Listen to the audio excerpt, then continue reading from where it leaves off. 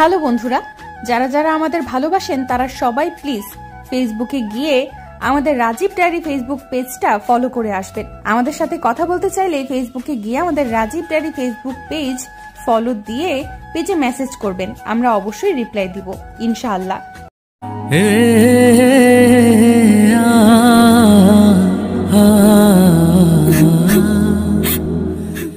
বাসর ঘরে প্রবেশ করে যে এই বইয়ের ঘুমটা উঠালাম, বউ আমার ছোটখাটো হাতির বাচ্চার মতো সুর করিয়া চিল্লাইয়া কইল, তুই?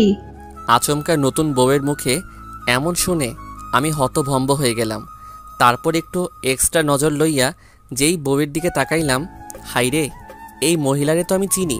নতুন বউ হিসেবে একটু এক্সট্রা কইরা আটা ময়দা সুজি মাখার কারণেই আমার বিশেষজ্ঞ দুইখান চোখ তাহাকে চিনিতে ব্যর্থ হইয়াছে।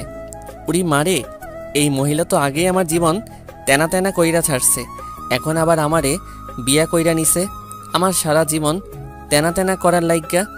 কথাটা ভাইবাই দুঃখের ঠেলায় অক্করে কাইন্দা লাইছি। Wow wow wow. আসলে দুঃখের কথা কি আর কোমরে ভাই, এই মাইয়া আমার এক্সজিএফ, নাম রিয়া ওরফে মহিলা শয়তান।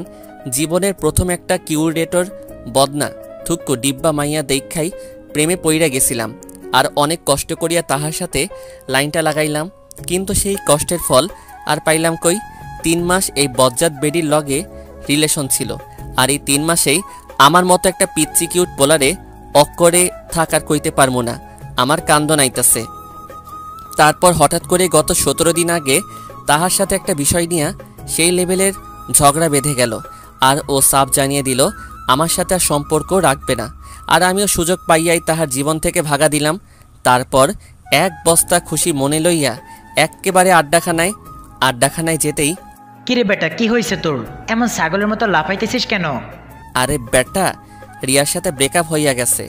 লেখকা, ব্রেকআপ হলে মানুষ আপসেট থাকে, আর তুই এমন ছাগলের 3 নাম্বার বাচ্চার মতো লাফাইতেছিস।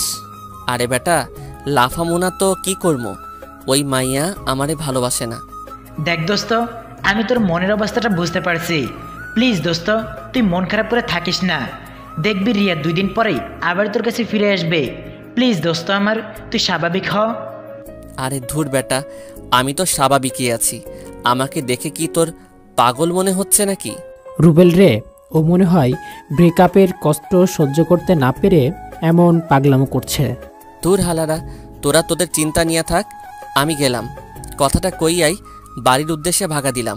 পিছন থেকে হারামিগুলো ডেকেই যাচ্ছে, আমি ওদের ডাকে কোনো সাড়া না দিয়ে আমার গন্তব্যের দিকে এগিয়ে যাচ্ছি।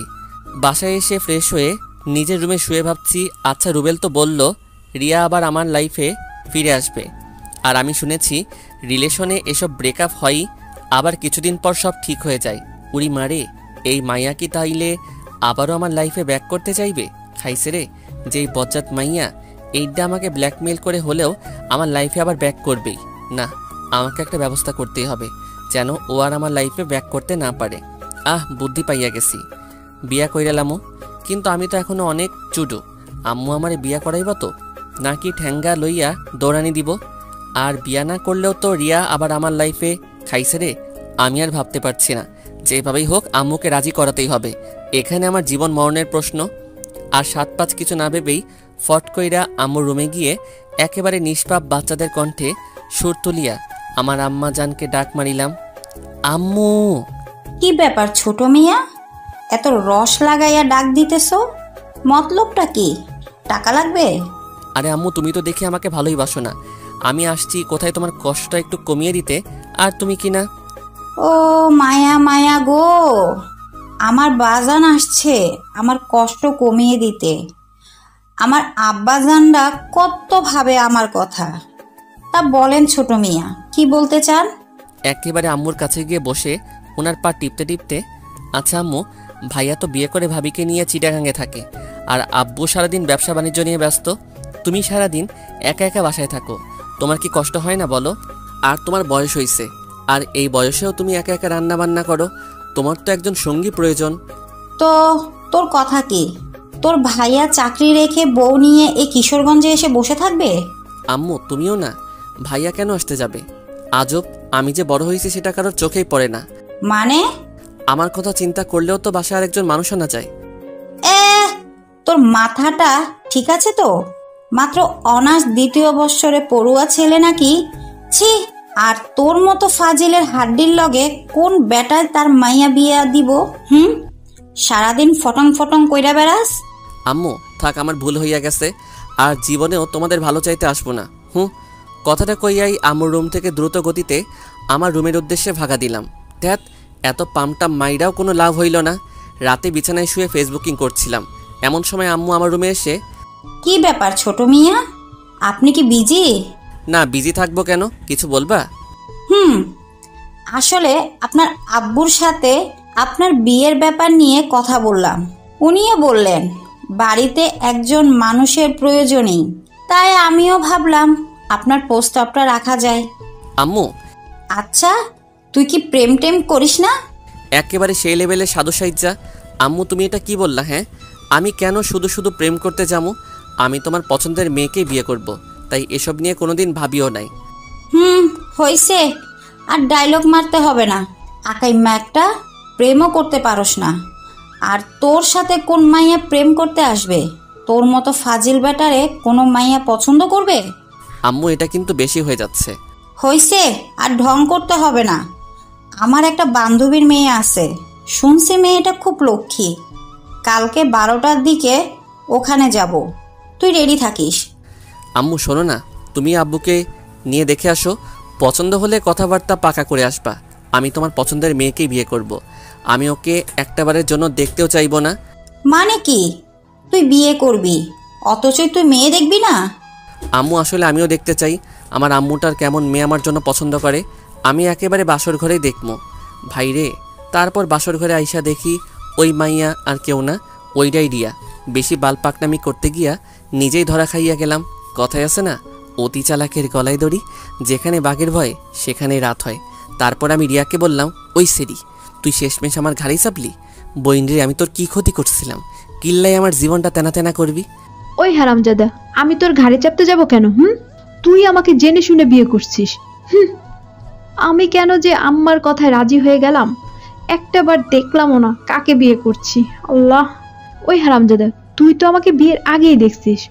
ও, আর সেই জন্যই বিয়ের আগে আমার সাথে দেখা করতে চাসনি না? আমার ঠেহা বসছে তোর মতো বজ্জাত মহিলারে বিয়া করতে। শয়তানের নানি, তুই আগে আমার জীবনটা শেষ কইরা এখন আবার আমারে বিয়া কইরা নিছস। ওই তোর সমস্যাটা কি? হ্যাঁ, আমারে শান্তিতে থাকতে দিবি না? এমন সময় আমাদের রুমের দরজায় ঠকঠক করে কেউ একজন নক করলো। কে? আমি তোমার আম্মা জান, দরজাটা খোলেন। খাইছে রে আম্মু, এই সময় কেন আসলো? আমাদের ঝগড়াঝাটি শুনে ফেললো না তো? আমি মুহূর্তের মধ্যেই এক বালতি দুশ্চিন্তা লইয়া রিয়ার দিকে তাকাতেই দেখি মাইয়া একেবারে অবুজ বালিকার মতো ইয়া বড় একখান ঘোমটা দিয়া বউ সাইজা বইসা আছে। আমি দরজা খোলা মাত্রই আম্মু রুমে ঢুকে, কি ব্যাপার, এত চেঁচামেচি করছিলি কেন? আম্মু চেঁচামেচি মানে কি বলতেছে সব? ওই, এত ন্যাকা সাজা লাগবে না, বল কি করছিস? আম্মু, নতুন বউয়ের সামনে কি সব আবল তাবল বলতেছো? বাসরাতে কেউ চেঁচামেচি করে? আম্মু আমি নিশ্চিত তুমি আজকে প্রেশারের ওষুধ খাও নাই, বয়স হয়েছে তো তাই এমন ভুলভাল শুনতেছো। বাজান, আমি হয়তো ভুল শুনছি। আচ্ছা আমি যাচ্ছি। তারপর আম্মু রুম থেকে যেতেই দরজা লাগিয়ে যেই রিয়ার দিকে তাকালাম, দেখি মাইয়া একেবারে পুরা খাট দখল কইরা ঘুমের রাজ্যে আরোহণ করিতেছে। আহ, কি মায়াবী চেহারা গো!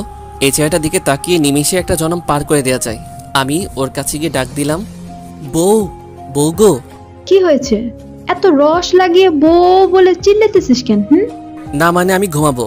তো ঘুমাও। না মানে তুমি তো পুরো খাট দখল করে আছো, কই ঘুমামো? বাবু, মুহূর্তের মধ্যেই ফট কইরা একেবারে ওর কাছে গিয়া, বলো না গো সোনা আমার। তুমি চুপচাপ এখন ফ্লোরে বিছানা করে ঘুমিয়ে যাও, কেমন? নয়তো কপালে অনেক দুঃখ আছে। একেবারে কবি কবি ভাব লইয়া, ওগো তুমি যখন ছিলে গভীর ঘুমে, তখনই তোমাকে দেখিয়া আমি হাদারাম পড়িয়াছি প্রেমে। শোনো না, বলছিলাম যে আমরা আগের সব কিছু ভুলে গেলে হয় না? চলো না দুজন আবার নতুন করে শুরু করি এক রোমান্টিক প্রেমের ইতিহাস। ওই, তোর এসব ঢব্বাজি পকেটে রাখ। একটু আগে আমাকে কি বলছিস? আমি কিচ্ছু ভুলি নাই। ওলে আমার লক্ষ্মীটা, ওইগুলো তো রাগ করে বলছি। আমি তোকে খুব ভালো করে চিনি। কি যেন বললি? আমি শয়তানের নানি না? তারপর আমি তোর জীবন তেনা তেনা করে ফেলছি। তো এখন আমার কাছে কি? বলছিলাম কি, মানে আমাকে এইবারের মতো মাফ করে দেওয়া যায় না?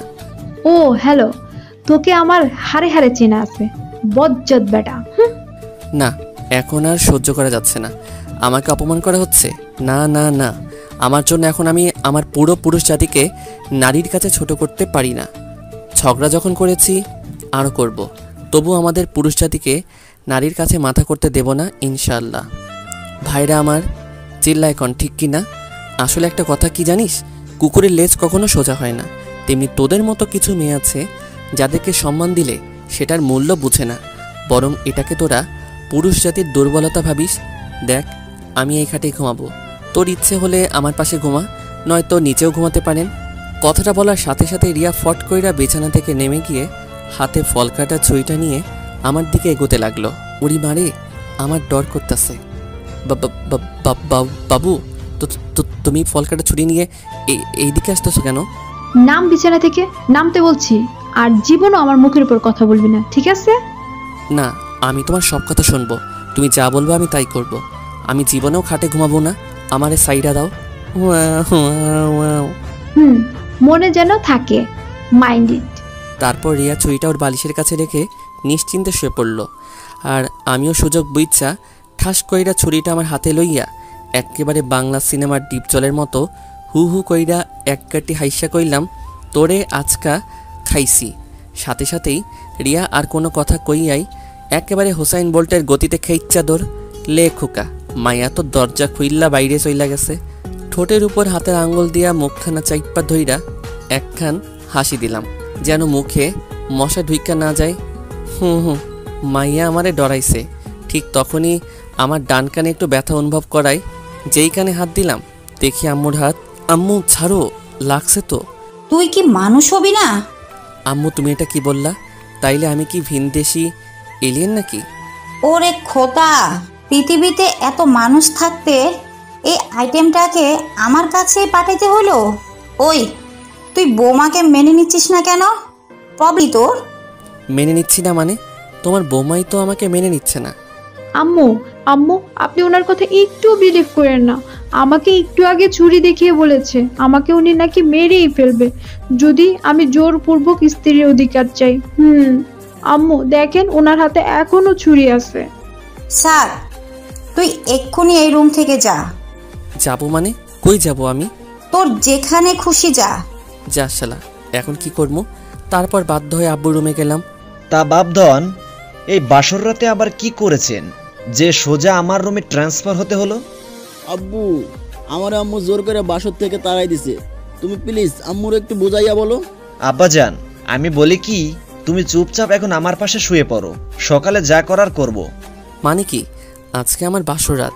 দেখো বাপধন, দেশের ক্ষমতা এখন শেখ হাসিনার হাতে। আমরা পুরুষ একটু নির্যাতিত হবই, মেনে নে বাপধন, মেনে নে। শেষমেশ কোনো উপায় না পাইয়া আম্মু যখন মোর বউ লইয়া আমারে আব্বুর লগে তুইয়া মনের সুখে ঘুমা যায়, ফাইটটা যায়, ও বুকটা ফাইটটা যায়। এই গানটা গাইতে গাইতে ঘুমাইয়া গেলাম। পরের দিন সকালে ঘুম ভাঙলো কয়েকটা ষাঁড়ের চেঁচামেচিতে। চোখ খুলতে দেখি এইগুলা কোনো জীবন্ত ষাঁড় নয়, আমার পরাণের হারামি বন্ধু ওরফে ভণ্ডুগুলা। কি ব্যাপার, এই সাত সকালে তোরা আমার বাসায় কোন দুঃখে? তোরে কেলাইতে আসছি। কেন, আমি কি তোর বইনেরে লইয়া ভাগাছি নাকি? হারামজাদা, একা একা বিয়ে করে নিলি, আমাদের একটাবারও জানানোর প্রয়োজন মনে করলি না? ভাইরে হঠাৎ করে হয়ে গিয়েছে, বিলিভ কর দোস্ত, আমি নিজেই জানতাম না যে তখন আমার বিয়ে। শোন ভাই, তোর এসব ঠপবাজিতে আমাদের গলাতে পারবি না। দে এখন আমাদেরকে ট্রিটটা দে। লেখকা, ট্রিট? এটা আবার কি?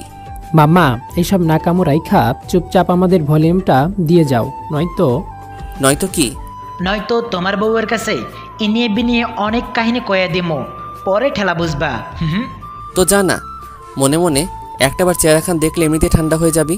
মুহূর্তের মধ্যে দুইটা একেবারে ভিলেনের মতো ভাব লইয়া কইল, আব্বে তোর বউ কই? আমার রুমে আছে, যাও। 2 মিনিট পর হারামি দুইটা বদনা দুঃখ মনে লইয়া আমার কাছে ফিরিয়া আসিয়া কইল, মামা কেমনে কি, রিয়া তোর বউ? ভাইরে, সবই আমার বাল পাকনামির ফল। তারপর হারামিগুলারে সব কাহিনী খুইল্লা কইলাম। তাহলে এখন কি করবি? রিয়া তোকে মেনেও নিচ্ছে না। আরে দোস্ত, সময় নে, মেয়ে মানুষের মন একটু মিষ্টি মিষ্টি কথা বলবি, মাঝে মাঝে সারপ্রাইজ দিবি, ওর ছোট ছোট আবদারগুলো পূরণ করবি, ব্যাস কাজ হয়ে যাবে। দূর, আরে ব্যাটা মেনে নেওয়াটা জরুরি না, কিন্তু ও তো আমাকে সারাক্ষণই প্যারা দেয়। আমি না প্যারা সহ্য করতে পারি না। আচ্ছা দোস্ত, টেনশন করিস না, সব ঠিক হয়ে যাবে। আমাদের এখন যেতে হবে। সে কি, নাস্তা করে যা। না রে দোস্ত, বড় আপুর শরীরটা অনেক খারাপ, ওনাকে এখন দেখতে যাব। ও আচ্ছা, তাহলে যা। আর আপুর কি অবস্থা সেটা জানাস। তারপর রুবেল আর হাবিব চলে যাওয়ার পর আমিও একটু বাইরে হাঁটতে বের হলাম। বলে রাখা ভালো যে অতিরিক্ত গরমের কারণে আমি লুঙ্গি পরে বের হয়েছিলাম। রাস্তায় একে একে হাঁটতেছি আর গান গাইতেছি। ভালোই ছিলাম আমি হাঙ্গা কইরা এখন আমি কান্দি বইয়া বইয়া। এমন সময় পাশে এক ভ্যান চালক ডাক দিয়ে বলল, বাবা আমার ভ্যানটা ধাক্কা দিয়ে উঠাইয়া দিবা। তাকিয়ে দেখি ভ্যানের একটা চাকা ভাঙাই পড়ে আটকে গেছে। লোকটা মোটামুটি বৃদ্ধ, তাই একা তার পক্ষে এই ভ্যানটা উঠানোর সামর্থ্য নেই। আমিও একটু মানবতা দেখিয়ে ধাক্কা দিয়ে উঠিয়ে দিলাম। তারপর একটু এদিক ওদিক ঘোরাঘুরি করে যেই বাসায় পৌঁছলাম, দেখি আম্মু ঠ্যাঙ্গা লইয়া আমার দিকে এগিয়ে আসছে। আমিও ফট কইরা আব্বুর পিছনে লুকাইয়া গিয়া আম্মুরে কইলাম, আম্মু আবার কি কইছে? এই, তোর কি কোনো কমন সেন্স নাই? লেখোকা, আমি আবার কি করলাম? তারপর আম্মু মোবাইলের স্ক্রিনের ইশারা করে বলল, এসব কি? আমি যেই মোবাইলের স্ক্রিনে তাকালাম, দেখি আমার লুঙ্গি পরা একটা ছবি। খাইছে রে, এটা তো একটু আগেই কেউ তুলছে। আমি একটু আগে ওই ভ্যান গাড়িটা যখন ধাক্কা দিচ্ছিলাম তখন তুলে নিয়েছে। আর ছবিতে ক্যাপশন দিয়েছে, বিয়ের রাত পার না হতেই ভ্যান চালকের খাতায় নাম লিখালেন এক যুবক। কেমনটা লাগে? এই কামটা কেডা করলো? ওই হারামজাদা, আমি কি কোনোদিন তোকে অভাব বসতে দিয়েছি? তুই কি জন্য ভ্যান গাড়ি চালাতে গেলি? আমার সম্মান আর কিছুই রাখলি না। আব্বু বিশ্বাস করো, আমি ভ্যান গাড়ি চালাই নাই। তারপর সকালের ঘটনা পুরোটা খুলে বললাম। সবই বুঝলাম, কিন্তু এই কাজটা করলো কে? আমিও তো ওটাই ভাবছি। আব্বু, এটা আপনার ছেলেরই কাজ। যেন এই নিউজ দেখে আমার ফ্যামিলি অপমানিত হয়, সেই জন্য এই কাজ করেছে। ওরে খোদা, আমি কই যামু? নিজের সম্মান কোন বলদে দোলাই মিশাইতে চাই? আমি এত কিছু বুঝি না। তোকে কতবার মানা করছি লুঙ্গি পইরা বাহিরে বের না হইতে। এখন এই নিউজ যে ভুল, ওটা সবার কাছে প্রমাণ কর, নয়তো তোর এই বাসায় জায়গা নাই। ভ্যান চালাইয়া খাবি। আচ্ছা। তারপর রুবেলকে কল দিলাম। কিরে বেটা, ভ্যান চালাইয়া কত ইনকাম করলি? দেখ ভাই, আমি একদমই ফানি মোডে নাই। প্লিজ তুই তাড়াতাড়ি আড্ডাখানায় আয়। আচ্ছা, আসতেছি। আর হাবিবকেও নিয়ে আসবি। তারপর সোজা আড্ডাখানায় গিয়ে তিন হারামি এক হইলাম। আচ্ছা, মূল কাহিনীটা একটু বলতো। তারপর আমি ওদেরকে সব কাহিনী খুলে বললাম। সবাই বুঝলাম, কিন্তু এই কাজটা কে করেছে সেটা আগে আমাদের জানতে হবে। আর আইডিটাও তো ফেক, হ্যাক করা ছাড়া উপায় নাই। প্লিজ ভাই, যেইভাবেই হোক আমাকে বাঁচা। আচ্ছা, আমি আমার ফ্রেন্ডকে এই আইডিটার লিঙ্ক দিচ্ছি। ও অনেক ভালো হ্যাকার। আশা করি আইডিটা হ্যাক করতে পারলেই সব সমস্যার সমাধান করা যাবে। তারপর রুবেল তার ফ্রেন্ডকে আমাদের সমস্যা খুলে বলে। প্রায় 2 ঘন্টা পর রুবেলের ফ্রেন্ড জানালো আইডিটা হ্যাক করতে সক্ষম হয়েছে। তারপর রুবেলের কাছে আইডির ইমেইল অ্যাড্রেস আর পাসওয়ার্ড পাঠালো। আমরা আইডিটাতে লগ ইন করে যা দেখলাম তা দেখার জন্য আমরা কেউই প্রস্তুত ছিলাম না। একই, আইডিটা তো কামরুলের। কামরুল হচ্ছে আমার চাচাতো ভাই। কি? কামরুল্লাহ এই কাম করছে? হালারে আইজা কইটালাবাম। আরে দোস্ত, আগে মাথা ঠান্ডা কর, কামরুল্লারে সাইজ করতেছি। রুবেল, কামরুল্লারে কল দে। দেখ দোস্ত, ও তো আমার ভাই। এখানে আমি থাকলে প্রবলেম হবে। রুবেল ঠিকই বলছে। তাছাড়া রুবেল আমাদের সাথে থাকলে ওকে আমরা কিছু করতেও পারবো না। আমি এত কিছু বুঝি না। তুই কামরুল্লারে এখনই এখানে হাজির কর। তারপর কামরুল্লারে কল দিয়ে আমাদের আড্ডাখানায় হাজির কইরা ক্লাবের দরজা লাগিয়ে ইচ্ছে মতো কেলানোর পর, ওই তোরা দুইটা আমাকে মারতেছিস কেন? আমি কি করছি? তা মামা, তুমি আমার লুঙ্গি পরা পিক তুইল্লা এত সুন্দর একটা ক্যাপশন দিয়া ফেবুতে পোস্ট করলা কেন? এই পোস্ট আমি করি নাই। ওই হালা, তোর আইডির পাসওয়ার্ড কিন্তু আমাদের কাছে আছে। আর এই আইডিতে যে তোর অনেক প্রমাণও রয়েছে। কিন্তু আইডির পাসওয়ার্ড কেমনে পাইলি? পেয়েছি কোনো একভাবে। এখন বল, তুই এই আকাম কার কথায় করছিস? ভালো করছি, মনে আছে আমার জরিনার সাথে রিলেশনটা কিভাবে ভাঙছিলি? 7 মাস সাধনা করে ওর সাথে সম্পর্কটা করেছিলাম, তারপর সকিনার সাথে রিলেশনে গেলাম। 3 মাস আগে ওই রিলেশনটা তুই কিভাবে ভাঙছিলি মনে আছে? ভালো করছি, মনে আছে আমার জরিনার সাথে রিলেশনটা কিভাবে ভাঙছিলি? 7 মাস সাধনা করে ওর সাথে সম্পর্কটা করেছিলাম, তারপর সকিনার সাথে রিলেশনে গেলাম। 3 মাস আগে ওই রিলেশনটা তুই কিভাবে ভাঙছিলি মনে আছে? গত 3 মাস আগে বাজারের দিকে যাচ্ছিলাম, তখনই খেয়াল করলাম কামরুইল্লা সকিনার সাথে বৈশা মনের সুখে প্রেম চালাইয়া যাইতেছে। আমি কামরুলকে জিজ্ঞেস করলাম, মামা কি অবস্থা? হালায় তার গফের সামনে এমন ভাব লইল যেন আমাকেও সে নেই না। তারপর কামরুলের গফ সখিনা কামরুলকে জিজ্ঞেস করলো, বাবু এই হান্ডুটা কে গো? আর সাথে সাথে কামরুইল্লা কইল, আরে এলাকার পোলা, মাঝে মাঝে হেল্প করি, তাই যেখানে আমাকে দেখলে একটু সম্মান করে আর কি। আমি মনে মনে কইলাম, দেখছনি কারবারটা, হালাই ওর গফের সামনে আমারে ছোট করছে, দাঁড়া তোরে বাসটা দিতেছি। তারপর যেই ভাবা সেই কাজ, কামরুইল্লারে ওর গফের সামনে কিছু ভাষণ শুনাইয়া দিলাম। কিরে কামরুইল্লা, তোর মধ্যে কি একটু মনুষ্যত্ব নাই? কয়েক মাস আগে জরিনার লাইফটা শেষ করলি, মায়াটা এখন ওপারে যাবে, তারপর গেলি মর্জিনার লাইফে। এখন মর্জিনারে নদীর পারে দাঁড় করিয়ে রেখে এইখানে আরেক মাইয়ার লগে টাঙ্কি মারস? আর কয়টা মাইয়ার জীবন এইভাবে নষ্ট করবি? মর্জিনা নদীর পারে দাঁড়িয়ে আছে, আমি আসার সময় তোর কথা জিজ্ঞেস করছিল। ভালো হ। কথাগুলো এক নিমিষে কইয়াই প্যান্টের পকেটে হাত ঢুকাইয়া থুক্কু, তখন লুঙ্গি পরা ছিলাম। লুঙ্গির এক কোনা কাঁধের উপর তুইলা এক বালতি খুশি মনে লইয়া একেবারে তামিল সিনেমার নায়কদের মতো স্টাইল কইরা ওই স্থান থেকে ভাগা দিলাম। আর ততক্ষণে কামরুল আর সখিনার প্রেম কাহিনী ইতিহাসের স্মৃতির পাতায় স্থান করিয়া লইল। দেখো ভাই, ওই ঘটনার জন্য আমি সত্যি লজ্জিত, কিন্তু হালা তুই আমারে সবার কাছে এইভাবে ছোট করতে পারলি? তুই তো আমার ল্যাংটাকালের দোস্ত ছিলি, তুই একটা মাইয়ার জন্য আমার উপর প্রতিশোধ নিতে পারলি? আসলে আমি এই কাজটা প্রতিশোধ নেওয়ার জন্য করি নাই, আসলে তোর বউ রিয়ার কথায় আমি এই কাজটা করেছি। কি রিয়ার কথায় তুই সাদকে এইভাবে ছোট করতে পারলি? ওই হারামজাদা, রিয়া তোকে কত টাকা দিয়েছে? আজব, টাকার জন্য কেউ এসব করে নাকি? রিয়া বলছে এই কাজটা করতে পারলে ফুলটুসির সাথে আমার লাইনটা করিয়ে দেবে, তাই করছি। কামরুইল্লার মুখে এই কথাটা শোনা মাত্রই আর এক মুহূর্ত দেরি না কইরা আমি আর হাবিব আবারও আধা ঘন্টা এই হালারে কেলাইলাম।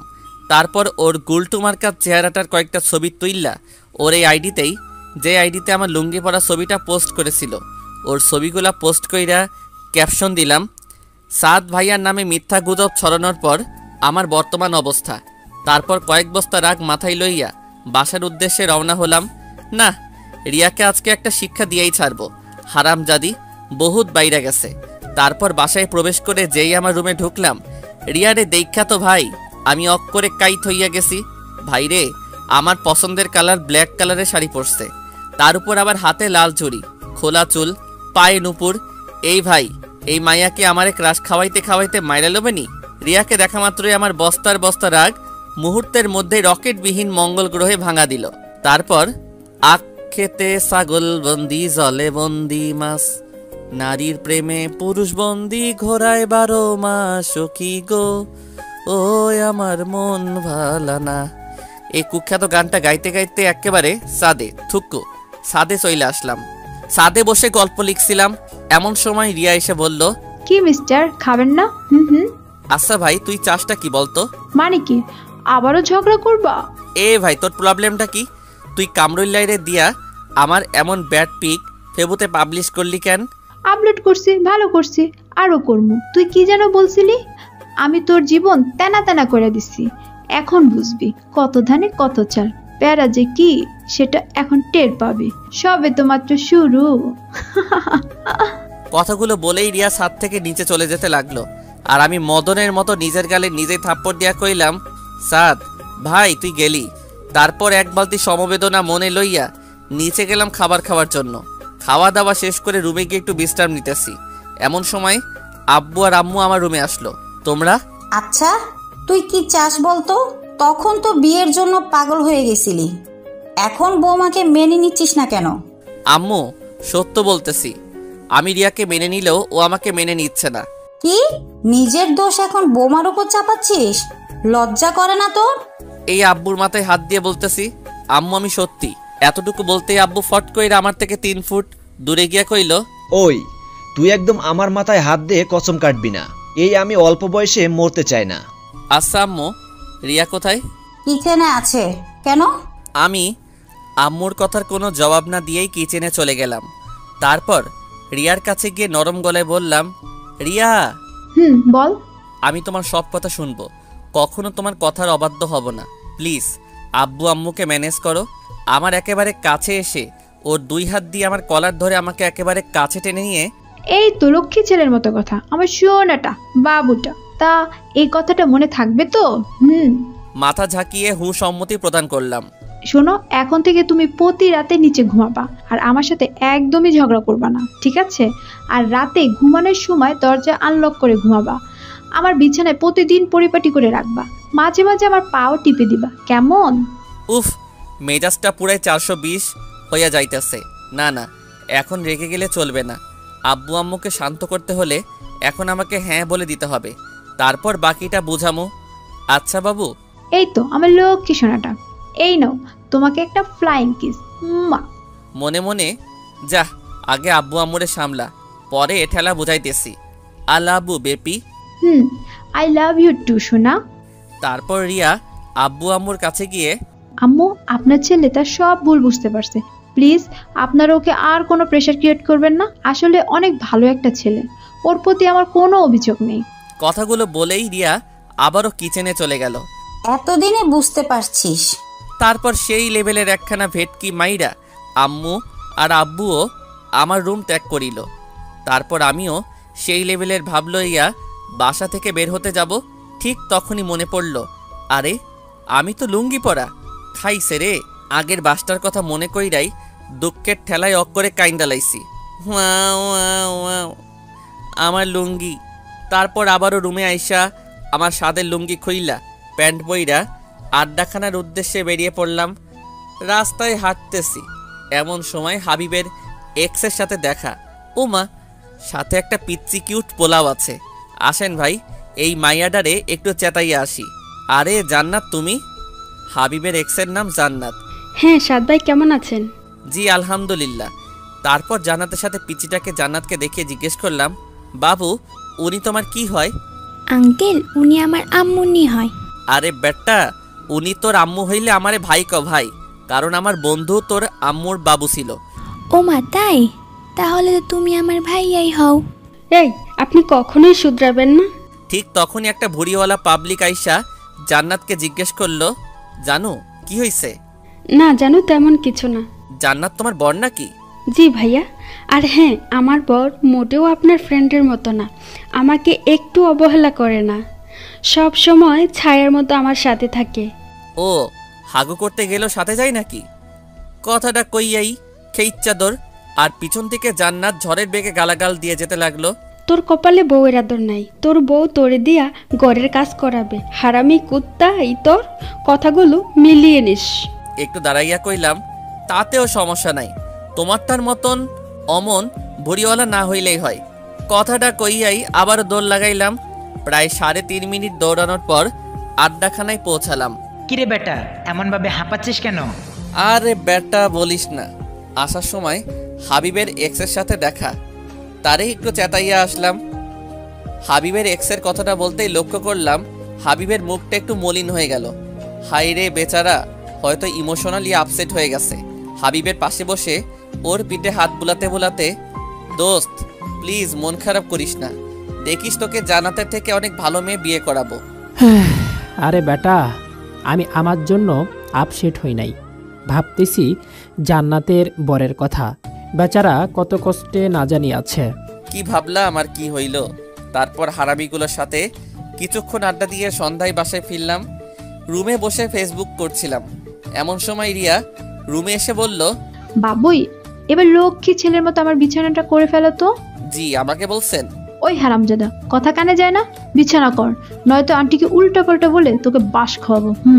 তুমি সব সময় আম্মুর কাছে এমন মিথ্যা বলে আমাকে বকা খাওয়াও। বেশ করি, এখন চুপচাপ আমার কথা শোন, নয়তো কপালে শনি আছে। আব্বে যা, আম্মুকে নিয়ে আয়, দেখে আম্মু কি করতে পারে। কি ব্যাপার, তুই আমাকে ভয় পাস না কেন? হুম। টেবিলের উপর থেকে মোবাইলটা আমার হাতে নিয়ে ভিডিও রেকর্ডটা সেভ করলাম। ভয় তো এবার তুই পাবি। মানে কি, তুই এতক্ষণ আমার কথা ভিডিও করছিস? জি ম্যাম, আপনার সব কাহিনী আমার এই মোবাইলটাতে রেকর্ড হয়ে গেছে। মানে তুমি কিন্তু এটা ঠিক করো নাই। আমি তো তোমার সাথে এসব মজা করে করতাম। আচ্ছা বাবু, তাহলে এখন আমিও মজা করে আম্মুকে এই ভিডিওটা দেখাই গিয়ে। কথাটা বলেই বিছানা থেকে উঠে আম্মু রুমের দিকে যাওয়ার জন্য যেই পা বাড়ালাম, তখনই রিয়া আমার হাত চেপে ধরে। প্লিজ এমনটা করো না, উনি আমাকে খারাপ ভাববেন। ও মা, তাহলে আমাকে যখন খারাপ ভাবে তখন কি আমার কষ্ট হয় না? প্লিজ আমাকে ক্ষমা করে দাও, আমি তো তোমার বউ। বলো, তুমি কি আমাকে সবার সামনে ছোট করতে চাও? আমি রিয়ার একেবারে কাছে গিয়ে ওর গালে আঙুল দিয়ে স্পর্শ করে, আচ্ছা শোনা, এই ভিডিওটা কাউকে দেখাবো না, কিন্তু এখন থেকে আমি যা বলবো তোমাকে তাই করতে হবে। আর তুমি এখন থেকে নিচে ঘুমাবা। এবার লক্ষ্মীবের মতো আমার পাটা টিপে দাও তো। দেখো, এটা কিন্তু একদম ঠিক হচ্ছে না। তাহলে ভিডিওটা দেখাই গিয়ে। আরে অমন করো কেন? আচ্ছা দিতেছি। আহ, সুন্দরী মাইয়ার হাতে পা টিপানোর মজাই আলাদা। উফ, প্রচুর ভাল লাগছে। এমন সময় রুমে আম্মু এসে, এই তোর কি কোনো বুদ্ধি শুদ্ধি নাই? নতুন বউয়ের হাতে পাটে পাচ্ছিস? আরে আম্মু তুমি আর বইলো না, তোমার বৌমাকে এত করে বললাম যে তুমি নতুন বউ, আমার পা টিপলে কেমন দেখায়। বেচারির একটাই কথা, আপনি আমার বর, আপনার খেদমত করা আমার দায়িত্ব, তাই জোর করেই এখন আমার পা টিপে দিচ্ছে। আসলে আম্মু, তোমার বৌমা আমাকে বড্ড বেশি ভালোবাসে, খুব ভাগ্য করে ওকে পেয়েছি। কথাগুলো বলার সময় লক্ষ্য করলাম রিয়া রাগের ঠেলায় দাঁতে দাঁত কামড়াচ্ছে। দেখতে হবে না মেয়েটা কার? আচ্ছা তাহলে এখন খেতে আসো। আচ্ছা আম্মু, তুমি যাও, আমরা আসতেছি। আম্মু রুম থেকে যাইতেই, তুই আমায় দিয়া তোর পার্টি পাইলি? তুই একদমই ভালো না, খুব পচা। আমার মান সম্মান কিছুই রইল না। লে খোকা, তুই আমার পা টিপ্পা দিছস, এতে আবার মান সম্মান যাবে কেন? রিয়ার পর প্রত্যেকটা মেয়ের দায়িত্ব তার স্বামীর পা টিপে দেওয়া। ভাইরা আমার, সিল্লাই কন ঠিক কিনা? তুই সারা জীবন আমার হিংসুটেই থাকবি। কথাটা কইয়াই রিয়া খাওয়ার জন্য খাবার টেবিলের উদ্দেশ্যে রুম থেকে বেরিয়ে যেতে লাগলো। চেতিস না বইন, আমি হাসা কথাই কইছি। এই যে পাঠকগণ, আপনারা একটু বইয়া জিরাইয়ালন, আমি খাইয়া আইতাছি। আর হ্যাঁ, আজকে খাওয়ার জন্য আপনাদের সাধবো না, অন্য একদিন খাওয়াবুনে। এই কথাটা আমি মনে মনে কইতাছি, আপনারা শুইনেন না কেমন? এত পাবলিক খাওয়াইলে আমার আব্বাজানের পকেট ফাঁকা হইয়া যাইব। তারপর খাওয়া দাওয়া শেষ কইরা রুমে আসতেই রিয়ারে কইলাম, বাবু আমার বিছানাটা করে দাও তো। রিয়া এক গাঁটটি রাগ লইয়া যে আমার দিকে তাকাইল, তখন আমিও মোবাইলটা নাড়াচাড়া কইরা তাহাকে দেখানো মাত্রই এক বদনা সমবেদনা আর এক বালতি রাগ মাথায় লইয়া বিছানাটা কোনোভাবে করেই সে নিচে বিছানা করে শুয়ে পড়ল। তারপর আমিও খুশিতে গদগদ করতে করতে কখন যে ঘুমিয়ে পড়লাম নিজেও জানি না।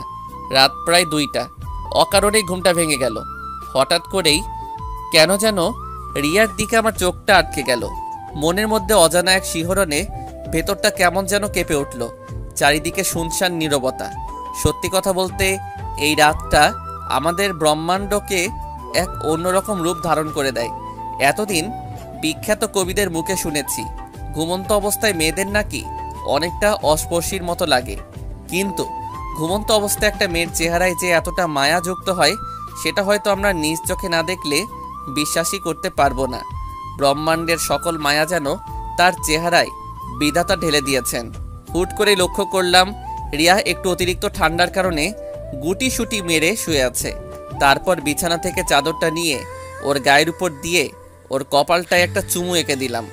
সকালে নাস্তার টেবিলে বসে নাস্তা করছি, এমন সময় আম্মু বলে উঠল, স্যার আজকে তো 3 দিন পূরণ হলো, তাই আজকে তোকে রিয়াকে নিয়ে রিয়াদের বাসায় যেতে হবে। আমাকে যেতে হবে কেন? তুমি গেলে সমস্যাটা কি? আমার এমন বোকাশোকা উত্তর শুনে রিয়া হুট করে হু হু করে হেসে উঠল। আহা কি হাসি! এই হাসির প্রেমে পড়েই আমি নির্দ্বিধায় পরলোক গমন করতে পারবো। আমার এমন উত্তর শুনে আম্মু হাসবে না কাঁদবে বুঝে উঠতে পারছে না। তুই কি আমার সাথে মজা করতেছিস? আরে গাধা, বিয়ের 3 দিনের মাথায় স্বামী স্ত্রী দুজনকে স্ত্রীর বাসায় যেতে হয়। আমিও তো তোর আম্মুকে নিয়ে গিয়েছিলাম। হ্যাঁ, তোর নানা নানি কি যতনটাই না করেছিল। আম্মু, আমি একা যাইতে পারবো না, আমার ডর করে। তাহলে আমার লক্ষ্মী, বিয়ে করার আগে তোর ভয় লাগে না? রেডি হয়ে নে, কিছুক্ষণ পরে রওনা হবি। ভাইরে, আমার আম্মুরে ক্যাডাই বুঝাইবো। আমি এখন অনেক সুডু, একলা একলা কেমনে যাবো? দুঃখের ঠেলায় অফ করে রানু মণ্ডলে সে কুখ্যাত গানটা আ আ কইরা মনের মধ্যে বাইজা উঠতেছে। বহু ন্যাকামি কাহিনী এবং ঠেলাঠেলির পরও কোনো উপায় না দেখা বাধ্য হয়ে শ্বশুরবাড়ির উদ্দেশ্যে রিয়াকে নিয়ে রওনা হলাম। রাস্তায় গাড়ির মধ্যে রিয়ার দিকে তাকাইতেই মনের মধ্যে কাউয়ার মতো কা কা কইরা উঠল। আহারে, আমার না জানি কি হাল করে ওর বাসায় নিয়া। এই যে পাঠক ভাইরা, আমার জন্য একটু দোয়া কইরেন। বুঝতেই পারছেন, প্রথম শ্বশুরবাড়িতে যাইতেছি। প্রায় 35 মিনিট পর জার্নি করার পর আমি আমার শ্বশুরবাড়িতে পৌঁছাইলাম। আহা, শ্বশুরবাড়িতে প্রবেশ করা মাত্রই মনটা একেবারে ফুরফুরা হইয়া গেল। আরে ভাও, কত যে আটাবতী, ময়দাবতী আর রূপবতী তরুণীর ঝাঁক এইখানে বিরাজ করিতেছে। উফ, আমি নাকি আমার শ্বশুরবাড়িতে আসতে গিয়ে এত ভয় পাচ্ছিলাম। কত বড় হাদারাম আমি। মনটাই কইতাছে মাহফুজুর রহমানের গান ফুল ভলিউম দিয়া শুই না, তার প্রতিশোধ নেই। কিন্তু ভাই, নিজের উপর প্রতিশোধ নিতেও কেমন যেন মায়া হচ্ছে। তাই আর কিছু না কইরাই আমাদের জন্য পরিপাটি করে রাখা রুমটাতে প্রবেশ করলাম। কিছুক্ষণ বিশ্রাম নেওয়ার পরপরই এক গাঁটটি মহিলা থুক্কু যুবতী মাইয়া আইসা আমার চারিপাশে ঘ্যান ঘ্যান করিতে লাগিল। আহ, মাইয়াগুলো এক একটা কিউরেটর বদনা। ধুরু, খুশির টালায় আবল তাবল কয়লাইতেছি। মাইয়াগুলো এক একটা কিউরেটর ডিব্বা। আহ, দেখলেই পরানটা জোড়াইয়া যায়। এই ঝাঁক থেকে অনায়াসে 2-4টা গপ বাইসা লন যাইব, কিন্তু আমি তো বিয়া কইরা লাইছি, তাই গপ লওয়া হইল না।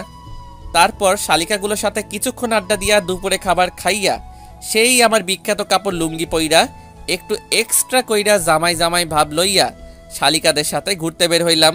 তারপর বেশ কিছুক্ষণ ঘুইরা টুইরা আবারও রিয়ানির কাছে ফিরে আসলাম। দেখি মহারানী আমার মনের শখে ঘুমাইতেছে। আমি আস্তে আস্তে রিয়ার কাছে গিয়ে ওর গালে হাত দিয়ে স্পর্শ করতেই ফট কইরা রিয়া উঠে বসেই, ওই তুই আমাকে টাচ করলি কেন? তোর মতলবটা কি? লে খোকা, তুমি না ঘুমিয়েছিলা? কি? তার মানে তুই আমার ঘুমের সময় আমার অসহ্যের সুযোগ নেস? তুই আমার এত বড় সর্বনাশ কেমনে করলি? বিশ্বাস কর বইন, আমি তোরে কিচ্ছু করি নাই।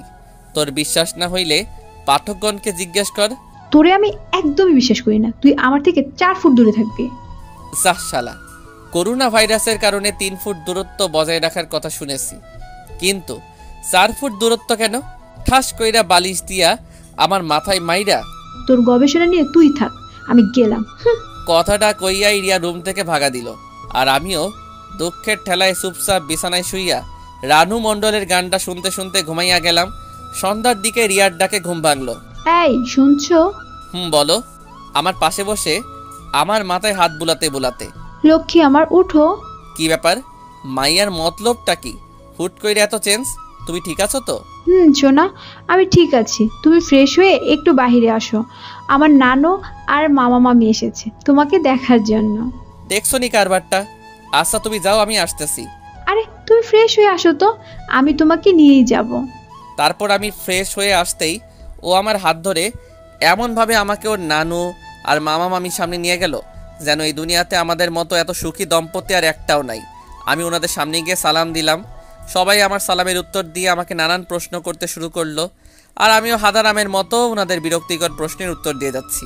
তারপর ওনাদের সাথে কথা শেষ করে রুমে এসে বিশ্রাম নিচ্ছিলাম। এমন সময় রিয়া এসে বলল, বাবুই চলো, খাবার টেবিলে তোমার জন্য সবাই অপেক্ষা করছে।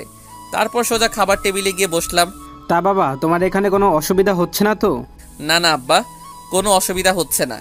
দেখো বাবা, রিয়া হয়তো একটু রাগী, কিন্তু ওর মনটা অনেক ভালো। আমি তোর মামি হই, তারপরও ও আমাকে মায়ের মতন মানে। ব্যাককেলের মতো বুকে হাসি বজায় রাখা, জি মামি, ও খুব লক্ষ্মী মেয়ে। কথাটা বলার পরপরই লক্ষ্য করলাম আমার শ্বশুর মশাই এক বালতি রস লইয়া কেমন ভাবে যেন আমার দিকে তাকাচ্ছে। আমার নাতনিটা একদম আমার মতো। সরল সোজা, কোনো গোল পেচ বুঝেই না। আবারও মদনের মতো মুখে এক বালতি হাসি বজায় রাখা, নানু, ওর ব্যবহার তো এখনো সেই বিছানায় হিসু করা পিচ্চি বাচ্চাদের মতো।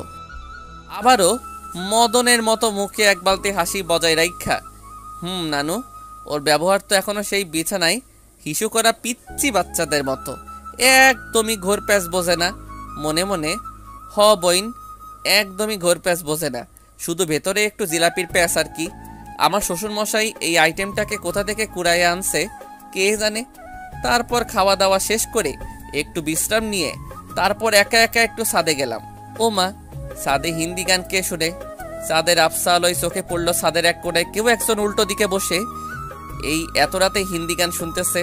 আমি ওনার কাছে গিয়ে ওনার চেহারাটা দেখা মাত্রই আমার চোখ খুইল্লা মাটিতে পইড়া যাওয়ার অবস্থা। তারপর নিজেকে একটু সামনে নিয়ে আমতা আমতা করে বললাম, আব্বা, আপনি? আমার মহামান্য শ্বশুর মশাই। মোবাইলের গানটা অফ করে, আরে বাবা তুমি বসো। না মানে আব্বা, রুমে বসে বোরিং লাগছিল, তাই একটু ছাদে আসছিলাম আর কি। আচ্ছা আব্বা, আমি তাহলে যাচ্ছি। কথাটা বলেই আমি হুসাইন বোল্টের গতিতে হাইটটা ভাগা দিতে লাগলাম। এই জামাই শোনো, আর এইদিকে আসো। আবারও ওনার কাছে গিয়ে, জি আব্বা। আরে বসো, রুমে গিয়ে কি করবা? কথাটা বলেই আমার হাতে টান দিয়ে আমাকে ওনার কাছে বসিয়ে দিল।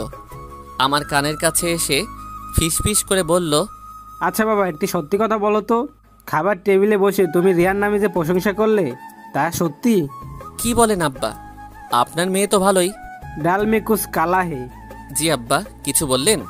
আরে না বাবারে, কেউ না বুঝলেও আমি তোমার দুঃখটা বুঝতেছি, কারণ ওর মার সাথে জীবনটা পার করতেছি তো। মেয়েটা একদমই তার মার মতো হয়েছে। আব্বাজান, আপনি আমার মনের কথাগুলো বুঝতে পারছেন। আচ্ছা আব্বাজান, এই মায়াটা কি সত্যি আপনার? মানে? না মানে আব্বা, একটু আপনার সাথে মিলে না। আপনার মতো এত ভালো একটা মানুষের ঘরে কেমনে এই মাইয়া হইব? বাবারে, সবই আমার কপালের দোষ। জানো বাবা, কথাবার্তা পাকা হওয়ার পর তোমাকে অনেক খুঁজেছি, কিন্তু কোথাও পাইনি। সে কি, আমাকে খুঁজেছিলেন কেন? দেখো, আমি একটা পুরুষ মানুষ হয়ে আরেকটা পুরুষ মানুষের জীবন কেমনে যায় না শুনে ধ্বংস হতে দেই, তাই তোমাকে খুঁজেছিলাম আগাম সতর্ক সংকেত জানানোর জন্য। কিন্তু বাবারে, তোমার কপালটাই খারাপ।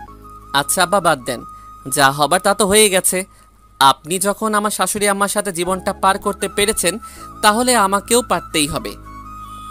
আচমকা সিগারেটের প্যাকেট থেকে একটা সিগারেট বের করে, এই নাও বাবা, বিড়ি খাও। আচমকা শ্বশুর আব্বার মুখে বিড়ি খাওয়ার কথা শুই না আমি কয়েক সেকেন্ডের জন্য হার্ট অ্যাটাক কইরা মরতে মরতে গিয়েও বেঁচে গেলাম। না না আব্বা, আমি এসব খাই না। আরে বাবা, লজ্জা পেও না তো। আমি জানি এই বয়সে বিড়ি খাওয়া একটা প্যারা থাকে। আমিও তোমার মতো প্রথম দিন শ্বশুর বাড়িতে গিয়ে বিড়ি খাইতে পারি নাই। নাও, বিড়িটা মুখে নাও। বাপরে, এমন শ্বশুর মশাই থাকলে বাল আর বউয়ের আদর লাগতো না। কথা কন ঠিক না বেঠিক? আমি মুখে বিড়ি নিতেই শ্বশুর মশাই লাইটার নিয়ে আমার বিড়িতে আগুন জ্বালিয়ে দিল।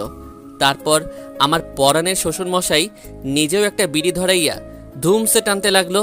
আহা, শ্বশুর আর জামাই বৈশা এক লগে বিড়ি খাওয়ার মজাই আলাদা। দুই ভাই থুক্কু, দুই জামাই শ্বশুর মিল্লা বিড়ি টানতাছি। এমন সময় হঠাৎ করে দেখি আমার শাশুড়ি আম্মা, রিয়ার নানু, রিয়ার মামি আর রিয়া আমাদের সামনে আইসা হাজির। এসব কি?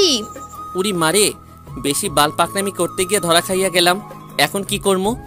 শ্বশুর মশাইয়ের দিকে তাকাতেই দেখি উনি একেবারে অবুঝ পোলাপাইনের মতো চুপচাপ বইসা আছে, আর হাতের সিগারেটটা উধাও। তারপর শ্বশুর মশাই আমার কানের কাছে এসে ফিসফিস করে বলল, জামাই, ওনারা এইভাবেই হুট করে চলে আসে। আমার পূর্বের অভিজ্ঞতা আছে বলে আমি সিগারেটটাও উধাও করে দিয়েছি। এখন তুমি একটা কিছু বলে ওনাদেরকে সান্ত্বনা দাও। আমার মহামান্য শ্বশুরমশাইকে উদ্দেশ্য করে, এই তোমার কি কোনোদিনও বুদ্ধি শুদ্ধি হবে না? লুকিয়ে লুকিয়ে সিগারেট খুব ভালো কথা, এখন আর জামাইকে নিয়ে খাচ্ছ? লজ্জা শরম কি আকাশে উঠাইছো? এই রে, এখন কি কমু? আমার শ্বশুর মশাইয়ের সাথে সাথে আমার মান সম্মানও তো মঙ্গল গ্রহে পাড়ি জমাইতেছে। এই রে, বুদ্ধি পাইয়া গেছি। আম্মা, আপনি আসলে ব্যাপারটা যেমন ভাবছেন ব্যাপারটা কিন্তু তেমন না। আপনার বুঝতে একটু ভুল হচ্ছে। আসলে আমার বাসায় বসে বোরিং লাগছিল, তাই একটু ছাদে আসছিলাম। আয়শা দেখি আব্বা মনের সুখে স্মোক করতেছে। এখন আপনি বলেন, উনি তো আমার আব্বা, আমি কেমনে যাই না শুই না ওনারে মৃত্যুর মুখে ঠেলে দেই। আর আপনিও তো এখনও যথেষ্ট যুবতী, ওনার কিছু হয়ে গেলে আপনার কি হইব?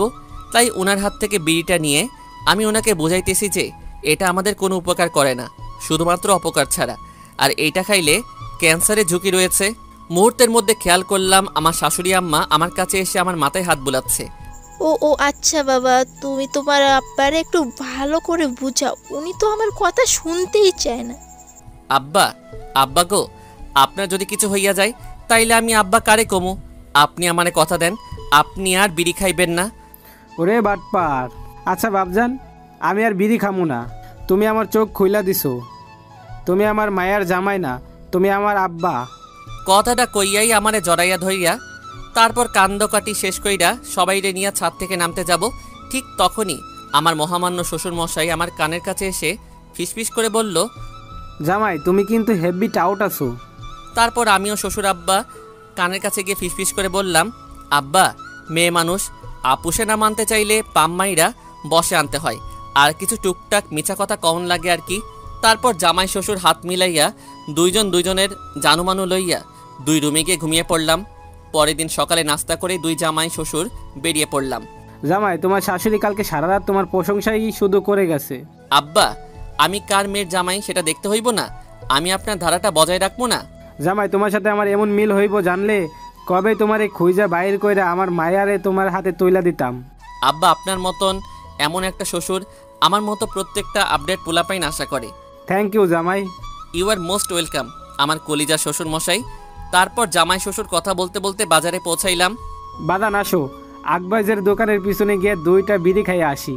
আরে আব্বা, আপনি বিড়ি খাওয়ার জায়গাও রেডি কইরা রাখছেন? মনে মনে কয়েকবার চিল্লাই কইলাম, শ্বশুর মশাই জিন্দাবাদ। আরে বাবা, একটি সেফটির বিষয় আছে না, আমিও তো লোকাইয়া খাই, নয়তো তোমার শাশুড়ি জানতে পারলে কিয়ামতের আলামত দেখাইব। আব্বা বুঝতে পারছি। তারপর বিড়ি খাওয়া শেষ কইরা 2 জন মিলে আবারও বাড়িতে চলে আসলাম। রাতে বিছানায় শুয়ে ফেসবুকিং করছিলাম, এমন সময় রিয়া এসে বলল, ওই তুমি আম্মুকে কি উল্টাপাল্টা বলছো? আম্মু আমাকে বকা দিচ্ছে কেন? লেখুকা, আমি কখন আম্মারে কি কইলাম? তুমি আম্মুকে কেন বলছো আমি তোমার যত্ন করি না? ও মা, তা আমি কি মিথ্যা বলছি নাকি? দেখ, আমি কোনো ঝামেলা জড়াইতে চাই না, তুমি আর এসব আম্মুকে বলবা না, ওকে? মামা বাড়ির আবদার, সত্যি কথা বললেই দোষ, তা আমারে মেনে নিলেই তো পারো। আমি তোমার মতো ছেলেকে কখনই মেনে নেব না। ভাই শোন, তোর মতো পেট নিচে আমার মতো এমন একটা কিউট পোলা পাইছস, ওইটাই তোর 7 জন্মের ভাগ্য। আবার মুখে মুখে তর্ক করে। আমি না তোমার সাথে আর কথাই বলতে চাচ্ছি না। তো আমি কি কথা কইবার চাইতেছি নাকি? এই লক্ষ্মী, শোনো না, দেখো তুমি এসব আম্মুর কাছে বললে আম্মু কি ভাববে বলো? আমার অসম্মান হয় না বলো?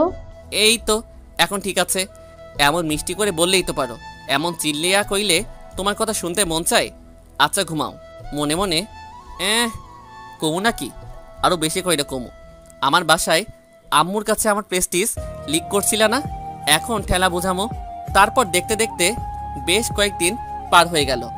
আজকে একটু পরেই আমি আমার পরাণের শ্বশুর মশাইকে ছেড়ে আমার বাড়িতে তাহার মাইয়াডারে লইয়া পাড়ি জমামো। বাদান, তোমাকে খুব মিস করব, সময় পেলে তোমার আব্বার কাছে চলে আসবা। আব্বা গো, আমিও আপনাকে খুব মিস করব। ভালো থাকবেন আর নিজের শরীরের যত্ন নেবেন। তারপর সবাইকে বিদায় জানিয়ে শ্বশুর বাড়ি থেকে আমার বাড়ির উদ্দেশ্যে রওনা হলাম। বাড়িতে পৌঁছে ফ্রেশ হয়ে কিছুক্ষণ বিশ্রাম নিয়ে আবার আড্ডাখানায় গিয়ে যোগ দিলাম। আড্ডাখানায় যেতেই, কিরে মাম্মা, শ্বশুর বাড়ির খাবার খেয়ে তো মোটা হয়ে গেছিস। আরে বেটা, শ্বশুরবাড়িতে যেই যতটা করছে আগে জানলে ল্যাংটাকালে বিয়ে করে নিতাম। বলিস কি মামা, বল না কেমন যত্ন করে? কমুনা। বুঝতে পারছি, বউয়ের ঝাড়া খাইয়া ফিট হয়ে গেছিস। বেটা আমার কি তোর ব্যাককেল মনে হয় নাকি? বউকে আরো উল্টো বাস দিয়ে আনছি। এখন আমার বাসায় গিয়ে দেখবি বউ আমার একেবারে তারের লাহান সোজা হইয়া গেছে। হয়েছে তোর চাপা রাখা, দেখমু গিয়ে কেমনে সোজা করস। তারপর হারামিগুলোর সাথে কিছুক্ষণ আড্ডা দিয়ে রাতে বাসায় ফিরলাম। তারপর রাতের খাবার শেষ করে রুমে আসতেই, সাদ, তোমাকে আমার আরো কিছু বলার ছিল। বলো। দেখো, আমরা দুজনকে সহ্যই করতে পারি না, সব সময় ঝগড়া বিবাদ লেগেই থাকে। যেখানে স্বামী স্ত্রী এক আরেকজনের বিপদে আপদে পাশে দাঁড়ায়, সেখানে আমরা ব্যস্ত থাকি এক আরেকজনের বিপদের কারণ হওয়ার জন্য। সেটা ঠিকই বলছো, সাদ, আমরা হয়তো কখনোই একসাথে হ্যাপি থাকতে পারবো না। আচ্ছা, আমরা চাইলেই তো সব কিছু ভুলে গিয়ে আবারও নতুন করে শুরু করতে পারি। না, সেটা সম্ভব না, কারণ আমরা দুজনেই এক ক্যাটাগরির। আচ্ছা ঠিক আছে, আমি আর কখনো তোমার সাথে অকারণে ঝগড়া করব না, কখনো তোমার কষ্টের কারণ হব না। না সাদ, এটা বলা যতটা সহজ, করাটা ততটাই কঠিন। তাহলে তুমি কি বলতে চাচ্ছ? সাদ, আমাকে ভুল বোঝো না, আমি তোমার সাথে থাকতে পারবো না। মানে আমি ডিভোর্স চাই। রিয়ার মুখে এই কথাটা শোনা মাত্রই আমি বাকরুদ্ধ হয়ে গেলাম। তারপর নিজেকে কিছুটা স্বাভাবিক করে নিয়ে বললাম, তো তুমি আমার সাথে মজা করছো তাই না? না, আমি তোমার সাথে মোটেও মজা করছি না। আচ্ছা, আমি তো বলেছি আমি আর তোমার কষ্টের কারণ হব না, আর তোমাকে কখনো কোনো ধরনের প্রেশার ক্রিয়েট করব না। আচ্ছা, আমি ভুল করে থাকলে প্লিজ মাফ করে দাও। দেখো সাদ, এইসব বলে আর কোনো লাভ হবে না। আমি তোমাকে চাই না, সেটা একবার বোঝার চেষ্টা করো। রিয়া, আমি নিচে ঘুমাবো, তোমার সাথে কখনো বাজে ব্যবহার করব না। প্লিজ রিয়া, দেখো আমার আম্মু তোমায় অনেক ভালোবাসে, আমি উনাকে কি জবাব দেব? উনি অনেক কষ্ট পাবে। প্লিজ রিয়া। উফ সাদ, তুমি বুঝতে চাচ্ছ না কেন? তোমার সাথে থাকাটা আমার পক্ষে অসম্ভব, জাস্ট অসম্ভব। আচ্ছা, অনেক রাত হয়েছে, এখন ঘুমাও, আমরা সকালে কথা বলি। আচ্ছা ঠিক আছে, ঘুমাও। না, তুমি ঘুমাও, আমি একটু বাইরে যাব। কথাটা বলার সাথে সাথেই রিয়া কিছু না বলে চুপচাপ শুয়ে পড়ল। আর আমি বাইরে এসে করিডোরে দাঁড়িয়ে ভাবছি আমার ভুলটা কোথায়। আচ্ছা, আমি তো ওকে বলেছি আমি আর ওকে বিরক্ত করব না, তবুও ও বুঝতে চাচ্ছে না কেন? আমার নিজের জন্য এতটা কষ্ট হচ্ছে না, তবে আমি আমার ফ্যামিলিকে কি জবাব দেব, কি বলবো আম্মুকে? কথাগুলো ভাবতে ভাবতেই চোখের কোণ থেকে কয়েক ফোঁটা জল গড়িয়ে পড়ল। তারপর রুমে গিয়ে একটু ঘুমানোর চেষ্টা করলাম, কিন্তু চোখের পাতাটা কোনোভাবেই এক করতে পারছি না। বুকের ভেতরটার ভয়ানক তীব্র যন্ত্রণায় ছটফট করছি। রিয়ার দিকে তাকিয়ে দেখি ও নিশ্চিন্তে ঘুমাচ্ছে। খুব ইচ্ছে করছে ওর মায়া মাখা মুখটায় একটা সুখের পরশ এঁকে দিয়ে খুব করে বলতে, প্লিজ তুমি আমাকে ছেড়ে যেও না। আচ্ছা, হঠাৎ ওর ছেড়ে যাওয়ার কথায় আমি এত কষ্ট পাচ্ছি কেন? আমি কি তাকে সত্যি সত্যি ভালোবেসে ফেলেছি? না, কিছুই বুঝে উঠতে পারছি না। সকালে রিয়া নাস্তা করে রুমে আসতেই বললাম, রিয়া রেডি হয়ে নাও, উকিলের কাছে যাব তোমার ডিভোর্সের জন্য। ভেবেছিলাম কথাটা শোনার পর রিয়া কিছুটা শকড হবে, কিন্তু তেমন কিছুই ঘটল না। উল্টো ও স্বাভাবিক স্বরে বলল, আমি রেডি হয়ে নিচ্ছি, তুমি নাস্তা করবে না? না, বাইরে খেয়ে নেব, তুমি রেডি হয়ে নাও। রিয়া রেডি হওয়ার পর ওকে নিয়ে বেরোতে যাব। তখনই আম্মু এসে, কিরে তুই এই সময় বোমাকে নিয়ে কোথায় যাচ্ছিস? একটু ঘুরতে যাব, বাসায় বসে বোরিং লাগছে। তার নাস্তা করবি না? নাস্তা করে যা। না আম্মু, এমনিতে লেট হয়ে গিয়েছে, আমি বাইরে খেয়ে নেব, তুমি টেনশন করো না। কিরে তোর চেহারাটা এমন শুকনো শুকনো লাগছে কেন? কি হয়েছে? মলিন হাসির আড়ালে চেহারার কষ্টের ছাপটা লুকানোর চেষ্টা করে বললাম, না আম্মু, আমি ঠিক আছি। তারপর রিয়াকে নিয়ে বেরিয়ে পড়লাম উকিলের অফিসের উদ্দেশ্যে। গাড়িতে আমি চুপচাপ হয়ে বসে থাকলেও লক্ষ্য করলাম রিয়ার মধ্যে তার কোনো প্রতিক্রিয়াই হচ্ছে না। ও স্বাভাবিকভাবে বসে বাইরে প্রকৃতিটাকে উপভোগ করছে। তারপর যথাসময়ে উকিলের অফিসে পৌঁছে কথাবার্তা বলে জানতে পারলাম আমাদের ডিভোর্স হবে, কিন্তু শর্ত হচ্ছে আমাদের এখন থেকে 3 মাস অবধি একই ছাদের নিচে একসাথে কাটানো লাগবে। তারপর 3 মাস পরেও যদি আমরা এখানে এসে স্বীকার করি যে আমরা একসাথে থাকতে চাচ্ছি না, তাহলেই আমাদের ডিভোর্স হবে। তারপর উকিলের অফিস থেকে বেরিয়ে রিয়াকে জিজ্ঞেস করলাম, এখন কি করব? এখানে তো আর কিছু করার নেই, আমাদের 3 মাস অপেক্ষা করা ছাড়া আর তো কোনো উপায় দেখছি না। তা তুমি কি আমার বাসায় যাবে নাকি তোমাদের বাসায় দিয়ে আসবো? দেখো প্লিজ, আব্বু আমাকে কথাটা জানিও না। ডিভোর্স হওয়ার পর আমি ওনাদের জানাবো, তার আগে ওনারা জানতে পারলে আমার উপর প্রেশার ক্রিয়েট করবে। আর এই 3 মাস স্বাভাবিক হয়ে তোমার সাথে থাকবো। আচ্ছা ঠিক আছে, তবে এটা খেয়াল রাখবা আমার আব্বু আম্মু যেন এসবের কিছুই জানতে না পারে। জানবে না। তারপর রিয়াকে নিয়ে বাসায় এসেই আমি আড্ডাখানার উদ্দেশ্যে বেরিয়ে পড়লাম। ভেতরের কষ্টগুলো ভেতরেই থেকে যাচ্ছে, না কাউকে বলতে পারবো না কাউকে বোঝাতে পারবো। হয়তো হারামিগুলোর সাথে কিছুক্ষণ আড্ডা দিতে পারলে মনের কষ্টগুলো কিছুটা হালকা হবে। আনমনে রাস্তায় হাঁটছি আর এই কথাগুলো ভাবতেছি। যত কিছুই ঘটে যাক না কেন, কাউকে কিচ্ছু বুঝতে দেওয়া যাবে না। আমাকে শক্ত হতে হবে, নিজের সাথে লড়াই চালিয়ে যেতে হবে। কিন্তু আমি যে এখনই ক্লান্ত হয়ে গেছি, কষ্টগুলো আর নিতে পারছি না। শত চেষ্টা করেও নিজেকে সামলে নিতে পারছি না। তারপর আড্ডাখানায় পৌঁছাতেই, কিরে মামা, কি অবস্থা? দোস্ত, জব্বর ভালা। তোদের কি অবস্থা? কিরে, তোর চেহারা এমন লাগছে কেন? কি হয়েছে তোর? কই কিছু না তো। দেখ সাদ, আমি তোকে ল্যাংটা কাল থেকে চিনি। তুই সবসময় হাসি খুশি থাকিস, কিন্তু আজ এমন মনমরা হয়ে আছিস কেন? আরে ধুর বেটা, তেমন কিছু হয় নাই, এমনিতেই একটু মন খারাপ আর কি। আচ্ছা, তোর যেহেতু মন খারাপ, চল আজকে একটু বাইরে থেকে ঘুরে আসি। না রে, আজকে না, অন্য একদিন। তারপর হারামি দুইটা আমাকে এক প্রকার জোর করেই আমাকে নিয়ে ঘুরতে বের হলো। সারাদিন ঘোরাঘুরির পর সন্ধ্যার দিকে যেই ফিরলাম, ভেতরের কষ্টগুলো আবারও আমাকে গ্রাস করতে শুরু করলো। কোনো রকম রাতের খাবারটা খেয়েই তারপর বাসায় রাখা ঘুমের ওষুধের থেকে বেশ কয়েকটা ঘুমের ট্যাবলেট খেয়ে শুয়ে পড়লাম। অতিরিক্ত ক্লান্তি আর ঘুমের মেডিসিন খাওয়ার কারণে কিছুক্ষণের মধ্যেই ঘুমিয়ে গেলাম।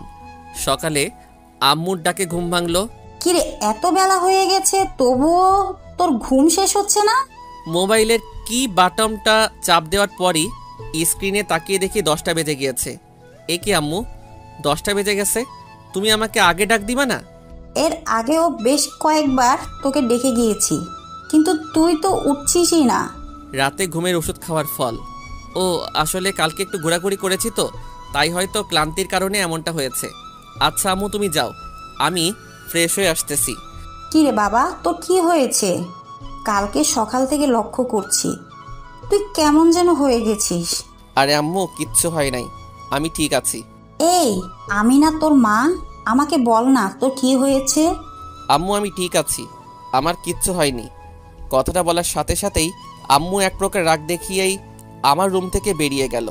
এই আম্মুটা না একদমই আমার কথা বিশ্বাস করছে না। এই মা জাতিটা না বড়ই অদ্ভুত। আপনি ভালো থাকার অভিনয়টা সবার সামনে করতে পারলেও এই মায়ের সামনে এসে আপনি হেরে যাবেন। আপনার অভিনয়টা রাতারাতি চোখে ধরা পড়ে যাবে। প্রায় 15 দিন পর, এই 15 দিন আমি আর রিয়া একই ছাদের নিচে থেকেছি ঠিকই, কিন্তু আমাদের মধ্যে কোনো কথাই হতো না। যে যার মতো থাকতাম। অবশ্য প্রথম দিকে আমি ওর সাথে নিজে থেকে কথা বললেও ও সব সময় আমাকে ইগনোর করতো, আমাকে অবহেলা করতো। এক কথায় আমাকে তার বিরক্ত লাগতো। তাই এখন আর আমিও তাকে বিরক্ত করি না।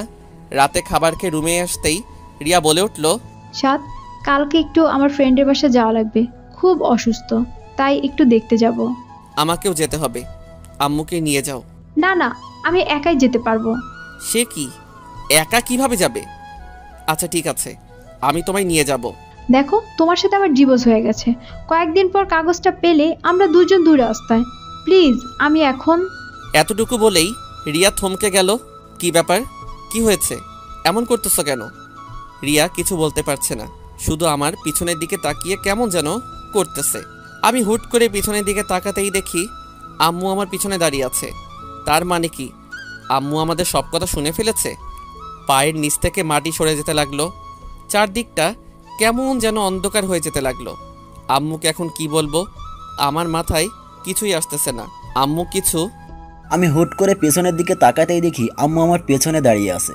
তার মানে কি আম্মু আমাদের সব কথা শুনে ফেলেছে? পায়ের নিচ থেকে মাটি সরে যেতে লাগলো, চারদিকটা কেমন যেন অন্ধকার হয়ে যেতে লাগলো। আম্মুকে এখন কি বলবো, আমার মাথায় কিছুই আসতেছে না। আম্মু কিছু করতেছে না, শুধু চুপচাপ দাঁড়িয়ে একবার আমার দিকে আর একবার রিয়ার দিকে তাকাচ্ছে। তারপর হঠাৎ করে আম্মু আমাদের কিছু না বলে রুম থেকে চলে গেল। আই এম সরি, আমি ভাবিনি এমনটা হয়ে যাবে। আচ্ছা তুমি ঘুমাও, আমি আম্মুর কাছে যাচ্ছি। শোনো, আমি কি তোমার সাথে আসবো? না, তোমার আসার দরকার নেই, তুমি ঘুমাও। কথাটা বলে আমি আম্মুর রুমের দিকে পা বাড়ালাম।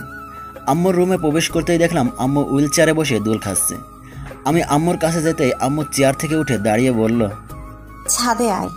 তারপর আম্মু ছাদের দিকে যাওয়ার জন্য পা বাড়ালো, আর আমিও আম্মুর সাথে সাথে ছাদে পৌঁছালাম। আমাকে জানালি না কেন? আম্মু, তুমি কষ্ট পাবে তাই। তো আজ না হয় কাল তো এটা সবাই জানবে। কিন্তু যে কয়েকদিন এটা চাপা থাকবে ততদিনই তো তোমরা একটু হাসি খুশি থাকতে পারবে। আম্মু প্লিজ, তুমি এই বিষয়টা আর অন্য কাউকে জানিও না। আচ্ছা, তোদের সমস্যাটা কি? আম্মু প্লিজ এসব জানতে চেও না, তুমি প্লিজ এই কথাটা আর কাউকে বইলো না। আচ্ছা, তবে এটা ঠিক করছিস না। কথাটা বলেই আম্মু ছাদ থেকে নিচে চলে যেতে লাগলো। পরের দিন সকালে নাস্তা করে রিয়া তার বান্ধবীর বাড়ি যাওয়ার জন্য রওনা হয়ে গেল। তারপর প্রায় বিকেলের দিকে বাসায় আসলো। রিয়া বাসায় আসতে আমি আড্ডাখানার উদ্দেশ্যে বেরিয়ে পড়লাম। আড্ডাখানা যাওয়ার পথে আমার এক স্কুল ফ্রেন্ড ইকবালের সাথে দেখা। আরে স্যার, তুই কেমন আছিস? ভালোই, তোর কি অবস্থা? ভালো। তা তোকে তো দেখাই যায় না, থাকিস কোথায়? আরে দোস্ত, ভৈরব হাজি আসমত কলেজে অ্যাডমিট হয়েছিলাম। এখন তো বাসা থেকে গিয়ে প্রতিদিন কলেজ করা সম্ভব না, আর নানার বাড়ি তো ভৈরবেই, তাই নানু বাড়িতে থেকেই পড়াশোনাটা চালাতে হচ্ছে। ও আচ্ছা। তারপর তোর কি অবস্থা? শুনলাম বিয়ে করে নিয়েছিস। তা মামা, ভাবিটাকে তো দেখাইলি না। তোর ভাবিকে তো আগেই দেখেছিস। মানে? রিয়াই তোর ভাবি। কি? তার মানে তুই যার সাথে রিলেশনে গিয়েছিলি? কিন্তু আমি তো সকালের দিকে খালার বাসা থেকে আসার সময় রিয়াকে দেখলাম অন্য একটা ছেলের সাথে একই রিক্সায় ঘুরতেছি। ওর কথাটা শোনা মাত্রই ভেতরটা কেমন যেন কেঁপে উঠল। আরে না, কি বলিস, রিয়া তো রিয়ার বান্ধবীর বাসায় গিয়েছে, তুই হয়তো ভুল দেখেছিস। আরে না বেটা, আমার নিজ চোখে দেখছি। তাহলে হয়তো ওর আত্মীয় হবে। আচ্ছা দোস্ত, তাহলে চল আড্ডাখানায়। আরে দোস্ত, আমার একটু বাজারের ভেতরে কাজ আছে। ওহ আচ্ছা, ঠিক আছে, ভালো থাকিস। তুইও। তারপর আমিও আড্ডাখানার উদ্দেশ্যে পা বাড়ালাম। মাথাটা কেমন যেন ঘুরছে। তাহলে রিয়া কি আমাদের মিথ্যা বলল? ও কি কারোর সাথে রিলেশনে জড়িয়ে গিয়েছে? না না, এটা কিভাবে সম্ভব? ও তো এমনটা করলেও অন্তত আমি টের পেতাম না। কিছুই ভাবতে পারছি না, সব কিছুই যেন মাথার উপর দিয়ে যাচ্ছে। না, কিছুই ভালো লাগছে না। তাই আড্ডাখানায় না গিয়ে আবার বাসার দিকে পা বাড়ালাম। বাসায় পৌঁছে আমার রুমে যেতেই দেখি রিয়া বিছানায় শুয়ে টিভি দেখছে। আমি টিভির রিমোটটা হাতে নিয়ে টিভিটা অফ করে দিতে রিয়া বলে উঠল, কি ব্যাপার, টিভি অফ করলা কেন? তুমি তোমার কোন ফ্রেন্ডের বাসায় গিয়েছিলে? কেন? জানতে চাচ্ছে আর কি। আমি তোমার সব প্রশ্নের উত্তর দিতে বাধ্য নই। হ্যাঁ সেটাই তো, কারণ আমার সব প্রশ্নের উত্তর দিতে গেলে তো তোমার সব কুকর্ম ধরা পড়ে যাবে। কি বাজে কথা বলছো? তুমি তোমার কোনো মেয়ে ফ্রেন্ডের বাসায় যাওনি। তুমি কার সাথে ঘুরতে বের হয়েছিলা? কোন নাগরের সাথে? দেখো সাদ, তুমি কিন্তু সীমা অতিক্রম করছো। আমি আফরিনের বাসায় গিয়েছিলাম, ও অসুস্থ। তুমি আফরিনকে কল দিয়ে জানতে পারো। পকেট থেকে মোবাইলটা বের করে আফরিনকে কল দিলাম। কল রিসিভ হতেই, আসসালামু আলাইকুম। ওয়ালাইকুম আসসালাম। ভাইয়া কেমন আছেন? জীবন ভালো। শুনলাম তুমি নাকি অসুস্থ। জি ভাইয়া, একটু সিক। আচ্ছা, রিয়া তোমাকে দেখতে যাওয়ার কথা ছিল, ও কি তোমার ওখানে গিয়েছিল? জি ভাইয়া, সকালে এসেছিল। ও আচ্ছা, ঠিকঠাক সময় মেডিসিন খেয়ে নিও, রাখছি তাহলে। তারপর লাইনটা কেটে দিতেই, এবার বিলিভ হয়েছে তো? দেখো, আমাদের আর কিছুদিন পরে ডিভোর্স হয়ে যাবে। এর আগে আর আমি কোনো ঝামেলা চাচ্ছি না। কথাটা বলে রিয়া রুম থেকে বেরিয়ে গেল। আমারও ভালো লাগছিল না, তাই বিছানায় শুয়ে পড়লাম একটু বিশ্রামের জন্য। কিন্তু মাথা থেকে একটা বিষয় কিছুতেই যাচ্ছে না। ইকবাল কি তাহলে সত্যিই ভুল দেখলো?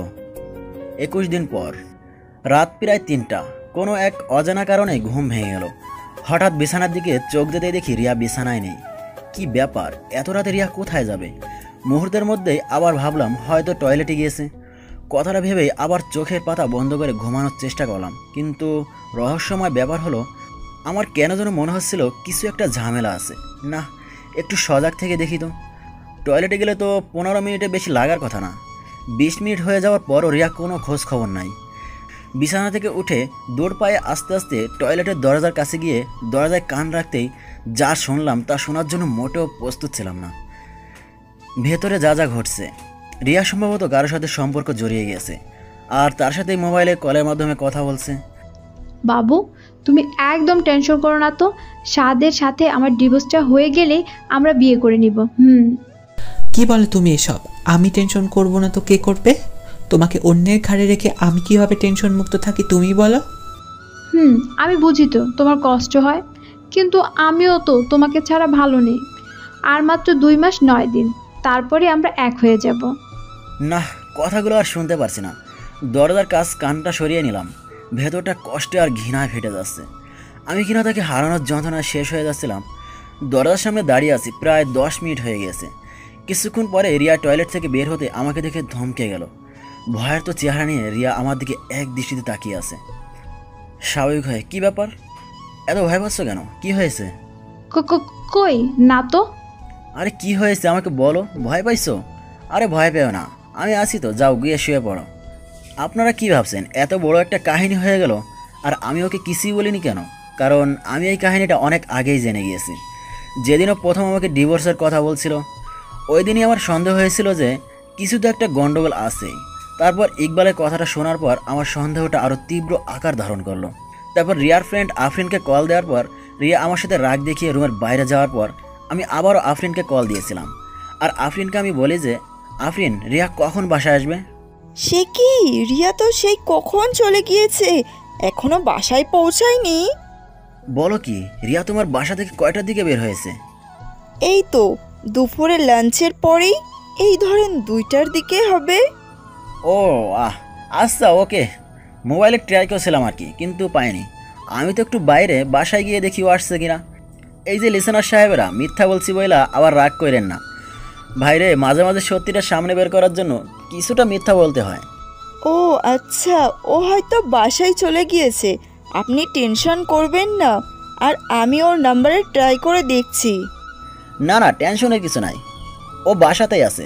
আম্মু এখন মেসেজ দিয়ে বলল। তারপর আফরিনের কলটা কেটে দিয়েই সেদিন রাতে রিয়ার মোবাইলে কল লিস্ট চেক করে রিয়ার বয়ফ্রেন্ডের নাম্বারটা আমার মোবাইলে নিয়ে নিলাম। তারপর ওই হারামজাদারে কল দিয়ে কৌশলে ওর ঠিকানাটা নিয়ে নিলাম। আর তারপর ওর ব্যাপারে গোপনীয়ভাবে খোঁজ নিয়ে জানতে পারলাম ওই হালায় আস্ত একটা ঠকবাজ।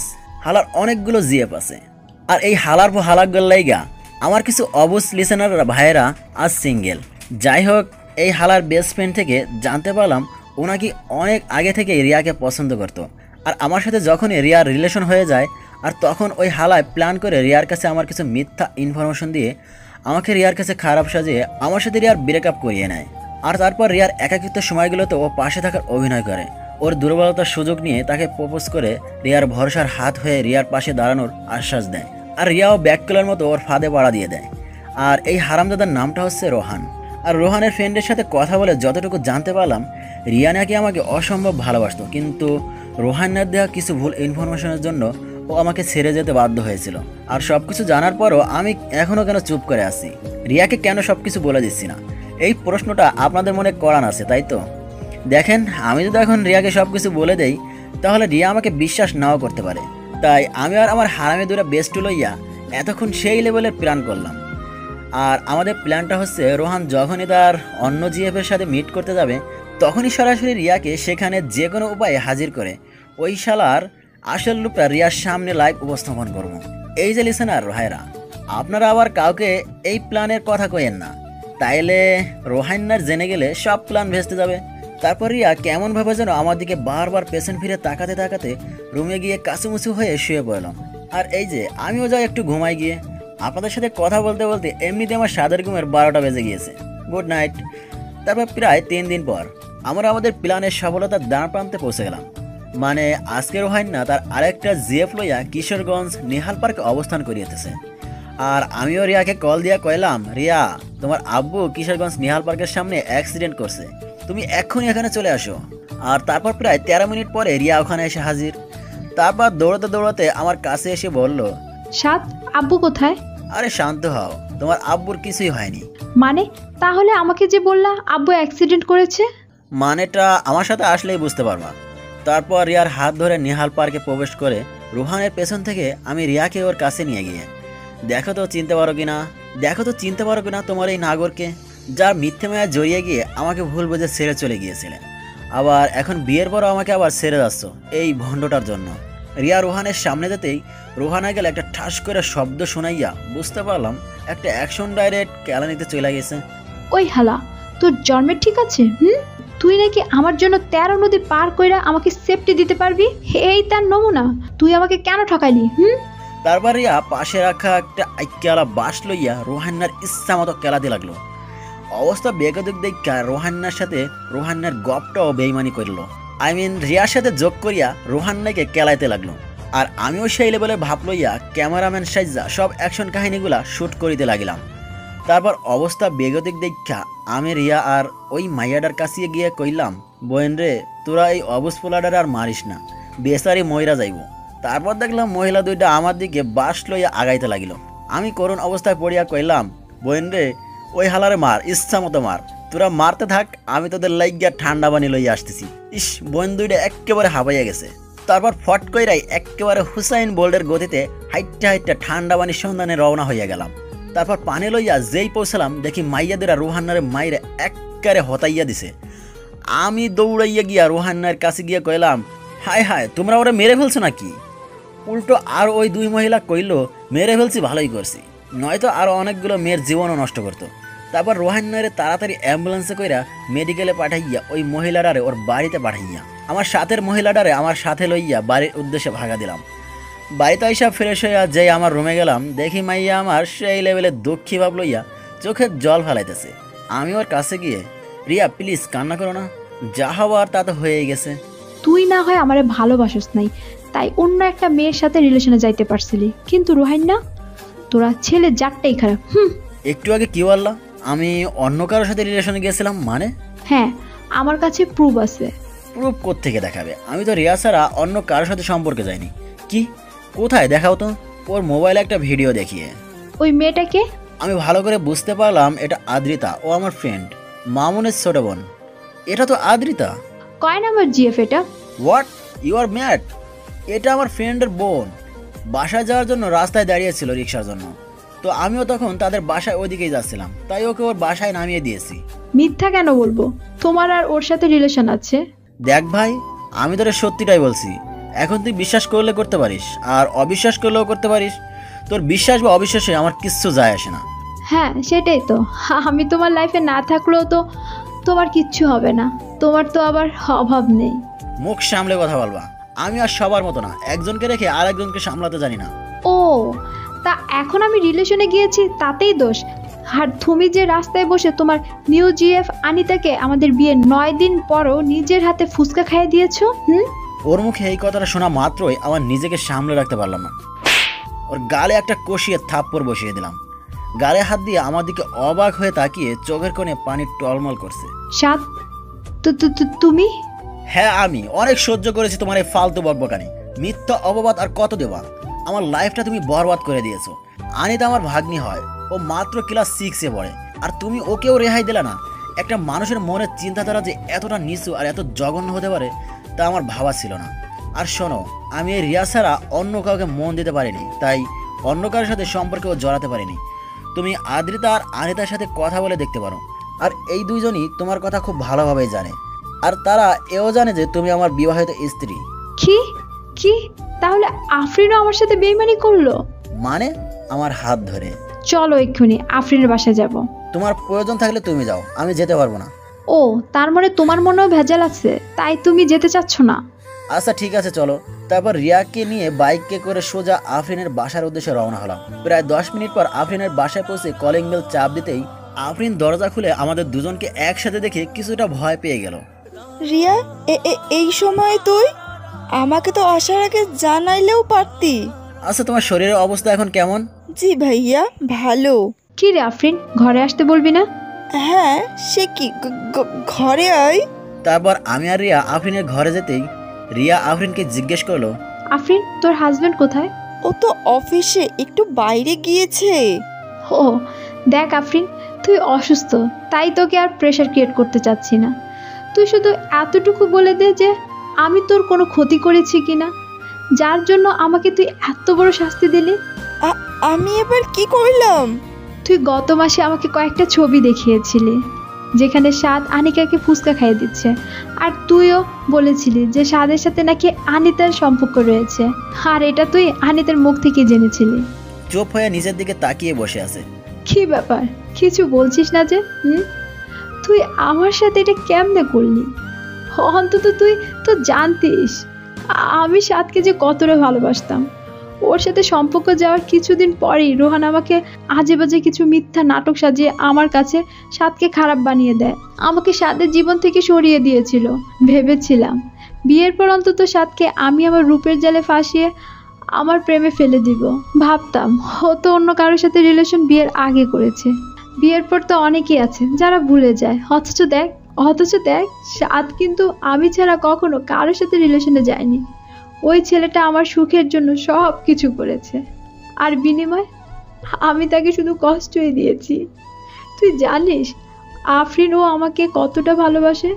দেখ না, তুই আমাদের বিয়ের 9 দিনের মাথায় যখন আমাকে জানিয়েছিলি সাদ আনিতার সাথে রিলেশন করে, তারপর আবারও আমার মন ভেঙে গেল। জানিস, অনেক কান্না করেছি সেদিন। যেই মানুষটাকে এত ভালোবাসি সেই মানুষটার কাছে নিজ থেকে ডিভোর্স চেয়েছি, আর ও আমার দুঃখের জন্য আমাকে ডিভোর্স দিতেও রাজি হয়েছে। আর ওর আম্মুর কাছে এই দোষ নিজের ঘাড়ে চাপিয়েছে, আমাকে ওর আম্মুর কাছে ভালো মেয়ে হিসেবে রেখে দিয়েছে। অথচ দেখ, ওর আম্মু এই কারণেই ওর সাথে কথা বলা বন্ধ করে দিয়েছে। একটা মানুষকে আর কত কষ্ট দেওয়া যায় বলতো? আচ্ছা আফরিন, তোর উপর আমার কোনো প্রতিশোধ নেওয়ার ইচ্ছে নেই, শুধু এতটুকু আমি জানতে চাই, আমি তোর কি এমন ক্ষতি করেছিলাম যে তার জন্য তুই আমাকে এত বড় একটা শাস্তি দিলি? বল, এত বড় একটা শাস্তি দিলি কেন? এখানে তোর কোনো দোষ নেই, এখানে পুরো দোষটাই আমার। গত মাসে তোর ভাই কিডনির সমস্যার জন্য মেডিকেলে ভর্তি করিয়েছিল। হ্যাঁ, সেটা তো আমি জানি, কিন্তু তুই এটা জানিস না, ওকে সুস্থ করে তুলতে আমার তখন 10 লাখ টাকা লাগতো। জানিস, আত্মীয় স্বজনের মধ্যে কারোর কাছে তখন একটা টাকাও পাইনি। আর আমরা তো মধ্যবিত্ত, কোথা থেকে এত টাকা জোগাড় করব বল? আর অন্যদিকে সাব্বির মৃত্যুর মুখে ঢলে পড়ছে প্রতিটা মুহূর্তে। রিয়া, তুই আমাকে শাস্তি দে। বিশ্বাস কর, সাদ ভাই অনেক ভালো, আর তুই অনেক ভালো। তুই অনেক ভাগ্যবতী একটা মেয়ে যে সাদ ভাইয়ের মতো একটা মানুষকে তোর লাইফ পার্টনার হিসেবে পেয়েছিস। রিয়া, জানিস, এই টাকার জন্য যখন আমার দিশেহারার মতো অবস্থা, তখন আমার কাছে একটা বাজে প্রস্তাব আসে, আর সেই প্রস্তাবটা নিয়ে এসেছিল রোহান। ও তখন বলেছিল, যদি আমি তোর চোখের সাদকে খারাপ বানিয়ে তোদের আলাদা করতে পারি, তাহলে রোহান আমাকে 10 লাখ টাকা দিবে। আর আমি আমার স্বামীকে বাঁচানোর জন্য এত বড় একটা খারাপ কাজ করতেও রাজি হয়ে গিয়েছিলাম। তুই শুধুমাত্র টাকার জন্য? ছি, তুই আমাকে বলতে পারতি, আমি তোকে টাকা দিতাম। আমাকে মাফ করে দে, আমি খুব বড় অন্যায় করে ফেলেছি। আফরিনের কথায় কান্না দিয়ে আমার হাত ধরে বলল, সাদ, চলো বাসায় যাব। তারপর রিয়াকে নিয়ে বাসায় চলে আসলাম। রাতে বিছানায় শুয়ে আছি, এমন সময় রিয়া এসে আমার পা জড়িয়ে ধরে কান্না করতে করতে বলল, সাদ, আমার ভুল হয়ে গিয়েছে, আমাকে ক্ষমা করে দাও। দেখো, যা হবার তা হয়ে গিয়েছে, এখন আর আমার কিছুই করার নেই। ডিভোর্স পেপারটা হাতে আসলে আমি সাইন করে তোমাকে মুক্তি দিয়ে দেব। দেখো, যা হবার তা হয়ে গিয়েছে, এখন আর আমার কিছুই করার নেই। ডিভোর্স পেপারটা হাতে আসলে আমি সাইন করে তোমাকে মুক্তি দিয়ে দেব। চাঁদ, আমি তো ইচ্ছে করে কিছু করিনি, আর আমি তো তোমায় ভালোবাসি। দেখো, আমি তোমার কোনো কথা শুনতে চাই না, প্লিজ আমাকে আমার মতো থাকতে দাও। আচ্ছা, তুমি খাটে ঘুমিয়ে যাও, আমি নিচে ঘুমাবো। তারপর রিয়ার কথার কোনো উপেক্ষা না করেই আমি নিচে বিছানায় শুয়ে পড়লাম। পরের দিন সকালে নাস্তা করে বাইরে বেরোতে যাব, ঠিক তখন রিয়া আমার সামনে এসে আমাকে হঠাৎ করে জড়িয়ে ধরে হু হু করে কান্না করে দিল। এই, কি হয়েছে? এমন বোকার মতো কান্না করতেছো কেন? প্লিজ আমায় ছেড়ে দিও না, আমি তোমায় অনেক ভালোবাসি। শোনো, একটা মানুষকে শুধুমাত্র ভালোবাসলেই হয় না, তার প্রতি বিশ্বাস আর ভরসাটাও রাখতে হয়, যেটা তোমার মধ্যে নেই। সাদ, আমি তোমায় অনেক বিশ্বাস করি। বিশ্বাস? তাও তুমি এই আমাকে? How funny. শোনো, ভালোবাসার মানুষটা ভুল করলেও তাকে শুধরানোর একটা সুযোগ দিতে হয়, তার পাশে থেকেও ওই ভুল পথ থেকে তাকে ফিরিয়ে আনতে হয়। আর তাতেও যদি সেই মানুষটার মধ্যে কোনো পরিবর্তন না ঘটে, তাহলে তাকে ছেড়ে দেওয়াটাই শ্রেয়। কিন্তু তুমি কি করছো? দেখো, আমাকে একবারের মতো মাফ করে দাও, আমি আর কখনো এমন ভুল করব না, প্রমিস। মাপ? তাও তোমায়? কই, আমাকে তো তুমি মাফ করনি। আমি তো তোমায় বলেছিলাম আমার আম্মু হার্টের রোগী, আমার আম্মু এটা সইতে পারবে না। তুমি আমাকে ডিভোর্স দিও না, আমি তোমার সব কথাই শুনবো, তোমার কোনো প্রকার কষ্টের কারণ হব না। আমাকে তো তুমি একটা সুযোগও দাওনি। আচ্ছা, আমি তো কোনো ভুল করিনি, তাও তুমি আমায় শাস্তি দিয়েছো। তুমি ফিরিয়ে দিতে পারবে আমার কষ্টের সেই রাতগুলো? ফিরিয়ে আনতে পারবে আমার আর আম্মুর সেই বন্ধুমোহন সম্পর্কটাকে? আমার আম্মুর চোখের জলের মূল্য তুমি রিয়া দিতে পারবে না। আমার আম্মু তো কোনো ভুল করেনি, তোমাকে সে নিজের মেয়ের থেকেও বেশি ভালোবাসতো আর ভরসা করতো, আর সেই মানুষটার চোখের পানিও তোমার হৃদয়টাকে নরম করতে পারেনি। আমাকে তুমি যে শাস্তি দেবে আমি মাথা পেতে নেব, তবুও আমাকে ছেড়ে দিও না প্লিজ। আই এম সরি, তোমার শাস্তি একটাই, তুমি আমার জীবন থেকে চলে যাও। কথাটা বলেই আমি বাইরে চলে আসলাম। রুবেলকে আর হাবিবকে কল দিয়ে আড্ডাখানা আসতে বললাম। আমিও আড্ডাখানায় চলে গেলাম। তারপর ওদের সাথে আড্ডা দিয়ে দুপুরের দিকে বাসায় ফিরে গোসল করে দুপুরের খাবার খেয়ে একটু বিশ্রাম নিচ্ছিলাম। তখনই খেয়াল করলাম রিয়া রুমে এসে নীরবে চোখের জল ফেলতেছে। হঠাৎ করে কেমন যেন একটু মায়া হলো। আমিও উঠে তার কাছে গিয়ে বসলাম। তারপর ওকে বললাম, দেখো রিয়া, কান্না করলে আর এখন কোনো লাভ হবে না। এত সুন্দর চেহারাটা শুধু শুধু খারাপ করো না। আমি এদিকে কান্না করতেছি আর তুই মজা লস? লে খোকা, আমি মজা নিলাম কই? আমি তো তোমাকে ভালো উপদেশ দিচ্ছি। দেখো, তোমার এই সুন্দর চেহারাটা নষ্ট হয়ে গেলে আর কেউ তোমার দিকে ফিরেও তাকাবে না, আর রোহানের মতো ছেলেরা তোমাকে পাওয়ার আকাঙ্ক্ষাও করবে না। তখন তোমার কি হবে? প্লিজ কান্না করো না। তুমি থাকো তোমার উপদেশ নিয়ে। কথাটা কইয়াই এক মানা রাগ আমার দিকে সুরে মাইরা আর এক বস্তা রাগ তাহার সাথে লইয়া সাদের উদ্দেশ্যে ভাগা দিল। যা বাবা, বেশি কষ্ট দিয়ে ফেললাম না তো? নিশ্চয় এখন ছাদে গিয়ে ফুপিয়ে ফুপিয়ে কান্না করবে। থাক, কষ্ট পাক গিয়ে। সে কষ্ট পাইলে আমার কি? একটু কষ্ট করে বুঝুক, অন্য কাউকে কষ্ট দিলে তা সহ্য করতে তার কতটা কষ্ট হয়। তারপর আমিও হাত পা সাইরা দিয়া সেই লেভেলের একটা ঘুম দিলাম। বিকেলের দিকে ঘুম ভাঙলো রুবেলের কলের রিংটোনের আওয়াজে। কিরে বেটা, কই তুই? বাসায় ঘুমাইতেছি। তাড়াতাড়ি ঘুমটা পকেটে লইয়া আড্ডাখানায় আয়। আচ্ছা ভাই, মুই আইতে আসি। তারপর বিছানা থেকে উঠে ফ্রেশ হয়ে আড্ডাখানার উদ্দেশ্যে বেরিয়ে পড়লাম। তারপর হারামিগুলোর সাথে আড্ডা শেষ করে রাতে বাসায় ফেললাম। রাতের খাবার শেষ করে যেই খাবার টেবিলের থেকে উঠতে যাব, ঠিক তখনই লক্ষ্য করলাম রিয়া খাবার শুধু নড়াচড়া করতেছে, কিন্তু খাচ্ছে না। রিয়া খাচ্ছে না কেন?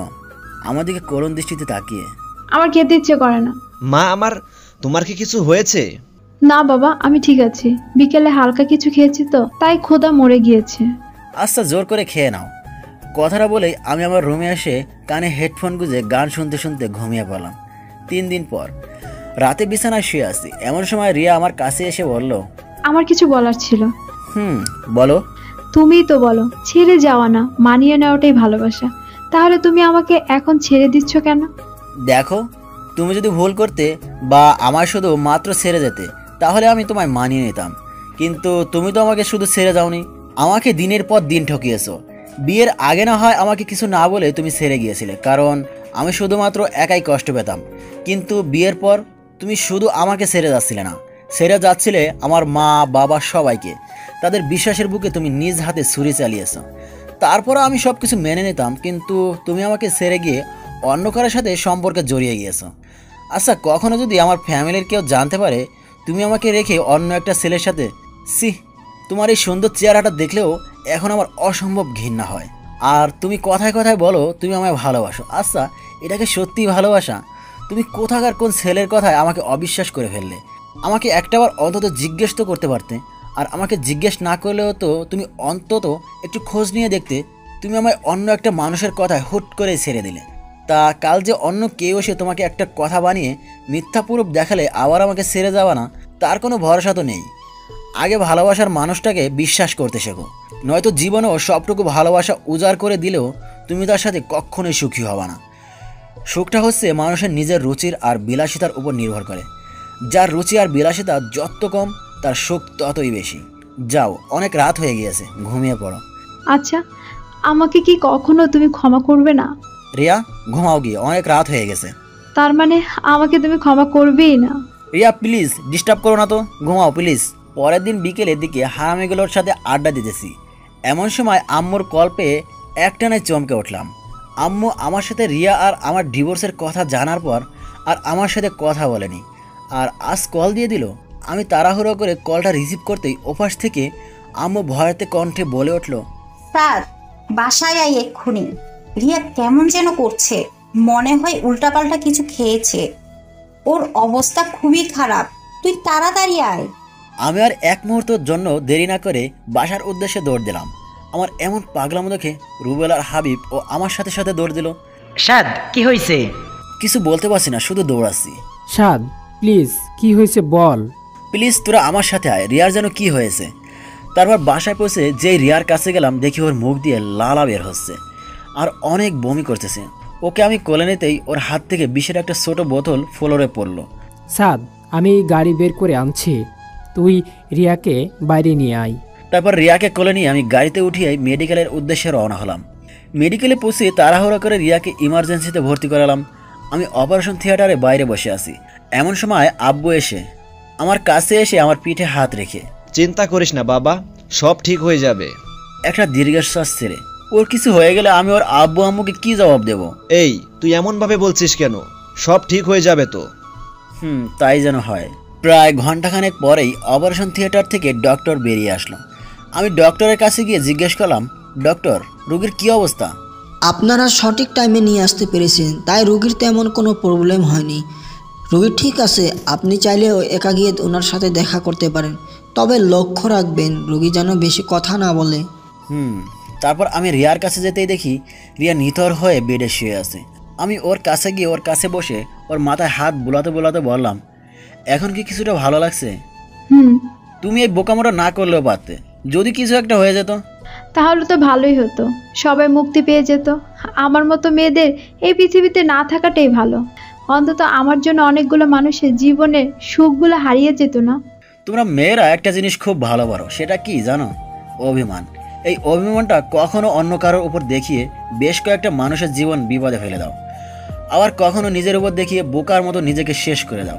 আচ্ছা, তোমরা কি এটা করতে পারো না যে যেই ভুলগুলোর জন্য আজকে তোমার জীবনটাকে শেষ করে দিতে হচ্ছে, নিজের অভিমানটাকে কাজে লাগিয়ে সেই ভুলগুলো শুধরে নিতে পারো না? একটা কথা সবসময় মনে রাখবে, হেরে যাওয়া না, লড়াই করে বেঁচে থাকার নামই জীবন। আমি কার জন্য লড়াই করব? কার জন্যই বেঁচে থাকবো? আর সব কিছুই যে আমি শেষ করে দিয়েছি। দেখো রিয়া, জীবনের সব কিছু যেখানে শেষ হয়ে যায় সেখান থেকে আবার নতুন করে শুরু করতে হয়। তুমি রেস্ট নাও, আমি ডক্টরের সাথে একটু কথা বলে আসতেছি। কথাটা বলেই আমি ডক্টরের কাছে যাওয়ার জন্য যেই পা বাড়ালাম, তখন রিয়া আমাকে পেছন থেকে ডাক দিল। পেছন ফিরে ওর দিকে তাকিয়ে, বলো। তুমি আমার আব্বু আম্মুকে এ ব্যাপারে কিছু জানিও না প্লিজ, আমি আর কাউকে কষ্ট দিতে চাই না। কিছুক্ষণ চুপ থেকে একটা দীর্ঘশ্বাস ছেড়ে, আচ্ছা তুমি রেস্ট নাও, তোমার আব্বু আম্মু কিছু জানবে না। তারপর ডক্টরের সাথে কথাবার্তা বলে যতটুকু বুঝতে পারলাম, অন্তত 3 দিন রিয়ার মেডিকেল অ্যাডমিট থাকা লাগবে। রাত প্রায় 2টা। আমি রিয়ার পাশে বসেই বেডের উঁচু মাথাটা হাত দিয়ে তার উপর মাথা রেখে ঘুমিয়ে গিয়েছি। রিয়ার ঝাঁকুনিতে ঘুম ভাঙলো। আমি হতভম্ব হয়ে উঠে চোখ কসলাতে কসলাতে বললাম, তোমার কি খারাপ লাগছে? আমার না খুব ক্ষুধা লেগেছে, আমাকে কিছু খেতে দাও না। আমার বুকের ভেতরটা অজানা মায় হুট করে কেঁপে উঠল। ওর এই খাবার চাওয়ার ভঙ্গিটা এতটাই করুণ আর এত কষ্টের ছাপ বজায় রাখছিল, ইচ্ছে হচ্ছিল নিজের কলিজাটা ওকে দিয়ে দিই, কিন্তু ও তো এখন চাইলেই খেতে পারবে না। ডক্টরের পারমিশন ছাড়া খাওয়াতে গেলে অনেক বড় ধরনের কোনো অ্যাক্সিডেন্ট ঘটতে যেতে পারে। তাই তাকে সান্ত্বনা দিয়ে বললাম, এই তো লক্ষ্মী, সকাল হয়ে গেছে, আর একটু ঘুমাও, সকাল হলেই তোমায় আমার নিজের হাতে খাইয়ে দিব। আমার দিকে কিছুক্ষণ তাকিয়ে থেকে চোখটা বুজে ঘুমানোর চেষ্টা করলো। তারপর সকালে ডক্টর আসার পর রিয়াকে চেক আপ করে ডক্টর জানালো যে দুপুরের দিকে তাকে খাওয়ানো যাবে, তবে খুব অল্প পরিমাণ খাবার খাওয়াতে হবে। তারপর আমি রিয়ার কাছে যেতে রিয়া বলল, তুমি টেনশন করো না তো, ডক্টর যা বলেছে আমি সব শুনেছি। আমি এখন একটু ঘুমাই, আর তুমিও খেয়ে নাও। না খেয়ে খেয়ে কতটা শুকিয়ে গেছো। আচ্ছা তুমি ঘুমাও, আমি খেয়ে নেব না। না, তুমি এখনই খাবা, যাও খেয়ে নাও, আমি ঘুমাচ্ছি। কি হলো? তুমি ঘুমাও, আমি খেয়ে নেব। কথাটা বলে আমি রিয়ার কপালে একটা চুমু এঁকে দিয়ে ওর মাথায় হাত বুলাতে লাগলাম। কিছুক্ষণ পরেই খেয়াল করলাম রিয়া ঘুমিয়ে গিয়েছে। এই পরিটার চেহারাটা এই কয়দিনের ব্যবধানে একেবারে রানু মণ্ডলের আকার ধারণ করে আসছে। পরের দিন রিয়াকে মেডিকেল থেকে বাসায় নিয়ে গেলাম। রাতে খাবার খেয়ে রুমে এসে শুয়ে বিশ্রাম নিচ্ছি, এমন সময় রিয়া আমার কাছে এসে বলল, এ কি, তুমি নিচে বিছানা করছো কেন? আমি তো নিচেই ঘুমাবো। তুমি কি আমায় কখনোই ক্ষমা করবে না? সেটা সময় হলেই বুঝতে পারবে, এখন ঘুমাও। আর শোনো, আশা করি মৃত্যুর স্বাদটা যে কতটা কঠিন আর ভয়ানক সেটা কিছুটা হলেও আন্দাজ করতে পেরেছো। আমি জানি এমন বোকামি আর কখনো করবা না, যাও ঘুমিয়ে পড়ো। লক্ষ্য করলাম রিয়া আর কিছু না বলে চুপচাপ শুয়ে পড়লো। তারপর এভাবে চলে গেল বেশ কিছুদিন। আমাদের ডিভোর্সের আর মাত্র 9 দিন বাকি আছে। বিকেলের দিকে ছাদে বসে প্রকৃতিটাকে উপভোগ করছিলাম, এমন সময় লক্ষ্য করলাম রিয়া একটা ব্ল্যাক শাড়ি পরে ছাদে আসলো। তারপর আমার কাছে গিয়ে বলল, দেখো তো আমায় কেমন লাগছে। খুব ভালো। রিয়া শোনো। বলো। দেখো, আমি তোমাকে একটা কথা বলবো বলে আর বলা হচ্ছে না, কিন্তু এই কথাটা তোমার জানা খুব জরুরি। তুমি কষ্ট পাবে ভেবেই এতদিন তোমাকে এই কথাটা বলি নাই। কি এমন কথা? আসলে তুমি আর আমাকে পাবে না, কারণ এখন আমি অন্য কারো। তুমি যেদিন রোহানের সাথে মিট করতে গিয়েছিলে, আমি ওই দিনই তোমার সব কাহিনী জেনে গিয়েছিলাম। আর তারপরে আমার এক কলেজ ফ্রেন্ড রুহি আমার সব কথা কীভাবে যেন জানতে পারে। আর ও আমাকে কলেজের শুরু থেকেই নাকি পছন্দ করত, কিন্তু ভয়ে কখনো বলতে পারে নাই। তারপর আমার এই অসহায়ত্বের কথা জেনে ও আমাকে আমার সারা জীবনের পাশে থাকার আশ্বাস দেয়। ভাবলাম তুমি তো আর আমার নেই, লাইফে ভালো থাকার জন্য অন্তত কাউকে তো প্রয়োজন। আর মেয়েটা অনেক নম্র ভদ্র, এক কথায় যে কারোর মনের মতো, তাই আমিও রাজি হয়ে গিয়েছিলাম। দেখো রিয়া, আমার আর কিছু করার ছিল না, আমি নিজেকে সামলে নেওয়ার কোনো মাধ্যমই খুঁজে পাচ্ছিলাম না, তাই অনেক ভেবেচিন্তে রুহির প্রপোজালে রাজি হয়ে যায়। রিয়া প্লিজ, তুমি আমাকে ভুলে যাও, আমি রুহিকে ঠকাতে পারবো না। রিয়া স্তব্ধ হয়ে আমার দিকে তাকিয়ে আছে, মুখে কোনো আওয়াজ নেই, আছে শুধু একরাশ হতাশা আর চোখের জল। ও রিয়া আর কিছু না বলেই ছাদ থেকে নিচে চলে যেতে লাগলো। বেচারি নিশ্চয় এখন রুমে গিয়ে ফুপিয়ে ফুপিয়ে কান্না করবে। তারপর দেখতে দেখতেই আরও 4 দিন কেটে গেল, আর মাত্র 5 দিন বাকি। তারপরেই আমার আর রিয়ার রাস্তা আলাদা, দুজন দুই দিকে। কেউ কাউকে চাইলে আর দেখতে পারবো না, চাইলে আর তার সাথে ঝগড়া করতে পারবো না, কেউ আর আমাকে জ্বালাবেও না, আমারও আর কারোর জন্য সময় মতো বাসায় ফিরতে হবে না। আমরা দুজনেই মুক্ত হয়ে যাব, কারোরই কোনো ধরনের প্যারা থাকবে না, থাকবে না কারো অভিযোগ। আচ্ছা, আমরা দুজন আলাদা হলেই কি সব ঠিক হয়ে যাবে? আমরা সত্যি দুজন ছাড়া হ্যাপি থাকবো? কথাগুলো আমাদের বাসার করিডোরে দাঁড়িয়ে ভাবছি। ঠিক তখনই কারো ঠান্ডা আর শীতল হাতের স্পর্শে পেছন ফিরে তাকাতেই দেখি আম্মু। আম্মু তুমি? হ্যাঁ আমি। তোরা তো নিজেদের ইচ্ছাতেই আলাদা হয়ে যেতে চাচ্ছিস। আচ্ছা, তোরা আলাদা হয়ে গেলেই কি ভালো থাকবি? তোদের সমস্যাটা কি জানিস? কি? তোদের ইগো।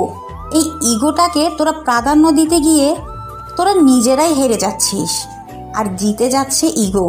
একটু ভেবে দেখিস। আর রিয়া এই পর্যন্ত যা যা করেছে আমি সব কিছুই জানি। মানে তুমি কি জানো? রোহানের ব্যাপার থেকে শুরু করে সব কিছুই জানি। তবে মেয়েটা না বুঝে ভুল করে ফেলেছে, তাই বলে তুইও ওর মতো ভুল করবি? কথাটা বলে আম্মুর রুমের দিকে পা বাড়ালো। আমারও কেন যেন কিছু ভালো লাগছিল না, তাই রুমে গিয়ে একটু ঘুমানোর চেষ্টা করলাম, কিন্তু কিছুতেই ঘুম আসছিল না। এমন সময় রিয়া এসে বলল, তুমি কি ফ্রি আছো? কিন্তু কেন? না মানে একটু আমাদের বাসায় যাবা, আব্বু আম্মুকে খুব দেখতে ইচ্ছে করছে। কিছুদিন পরে তো একেবারের জন্য তোমার আব্বু আমার কাছে চলে যাবে। এই কথাটা বলতে গিয়েও কেন যেন বলতে পারলাম না। আচ্ছা কখন যাবে? বিকালে। আচ্ছা ঠিক আছে। তারপর বিকেল হতে রিয়াকে নিয়ে ওর বাসার উদ্দেশ্যে রওনা হয়ে গেলাম। গাড়িতে বসে আছি, এমন সময় রিয়া আমাকে বলে উঠল, সাদ, এইটাই হয়তো আমাদের বাসায় তোমার শেষ যাওয়া, তাই না? হয়তো। আচ্ছা তোমার হাতটা একটু ধরতে পারি? আমি রিয়ার দিকে তাকাতে দেখি ও কান্না করতেছে। ধরো। আর শোনো, এখন আর কান্না করে কোনো লাভ হবে না, নিজেকে সামলে নেওয়ার চেষ্টা করো। বিলিভ করো, আমি না অনেক ট্রাই করেছি, কিন্তু আমি কি করব, আমি যে পারতেছি না। সময় নাও, আস্তে আস্তে সব ঠিক হয়ে যাবে। কিছুক্ষণ পরে আমরা আমাদের গন্তব্যে পৌঁছে গেলাম, মানে আমার শ্বশুর বাড়িতে। তারপর শ্বশুর বাড়িতে যেই পা রাখলাম, আমার মহামান্য শ্বশুর মশাই আমাকে দেখিবা মাত্রই মুখে একটা গট্টি হাসি বজায় রেখে আমার দিকে এগোতে এগোতে বলল, আরে আমার জামাই বাবা আসছে, তাই এতদিন পর আমার কথা মনে পড়লো? আব্বাজান, আমারও তো আপনার কথা প্রতি মুহূর্তেই মনে পড়ে, তাই তো আপনাকে দেখতে চলে এলাম। তা আব্বাজান, আপনি ভালো আছেন তো? হ্যাঁ বাবা, তুমি চলে আসছো না, এখন তো এমনিতেই ভালো থাকবো। যাও বাবা, ফ্রেশ হয়ে গিয়ে একটু বিশ্রাম করে নাও। তারপর শাশুড়ি আম্মার খোঁজ খবর নিয়ে ফ্রেশ হয়ে রুমে এসে বিশ্রাম নিচ্ছি।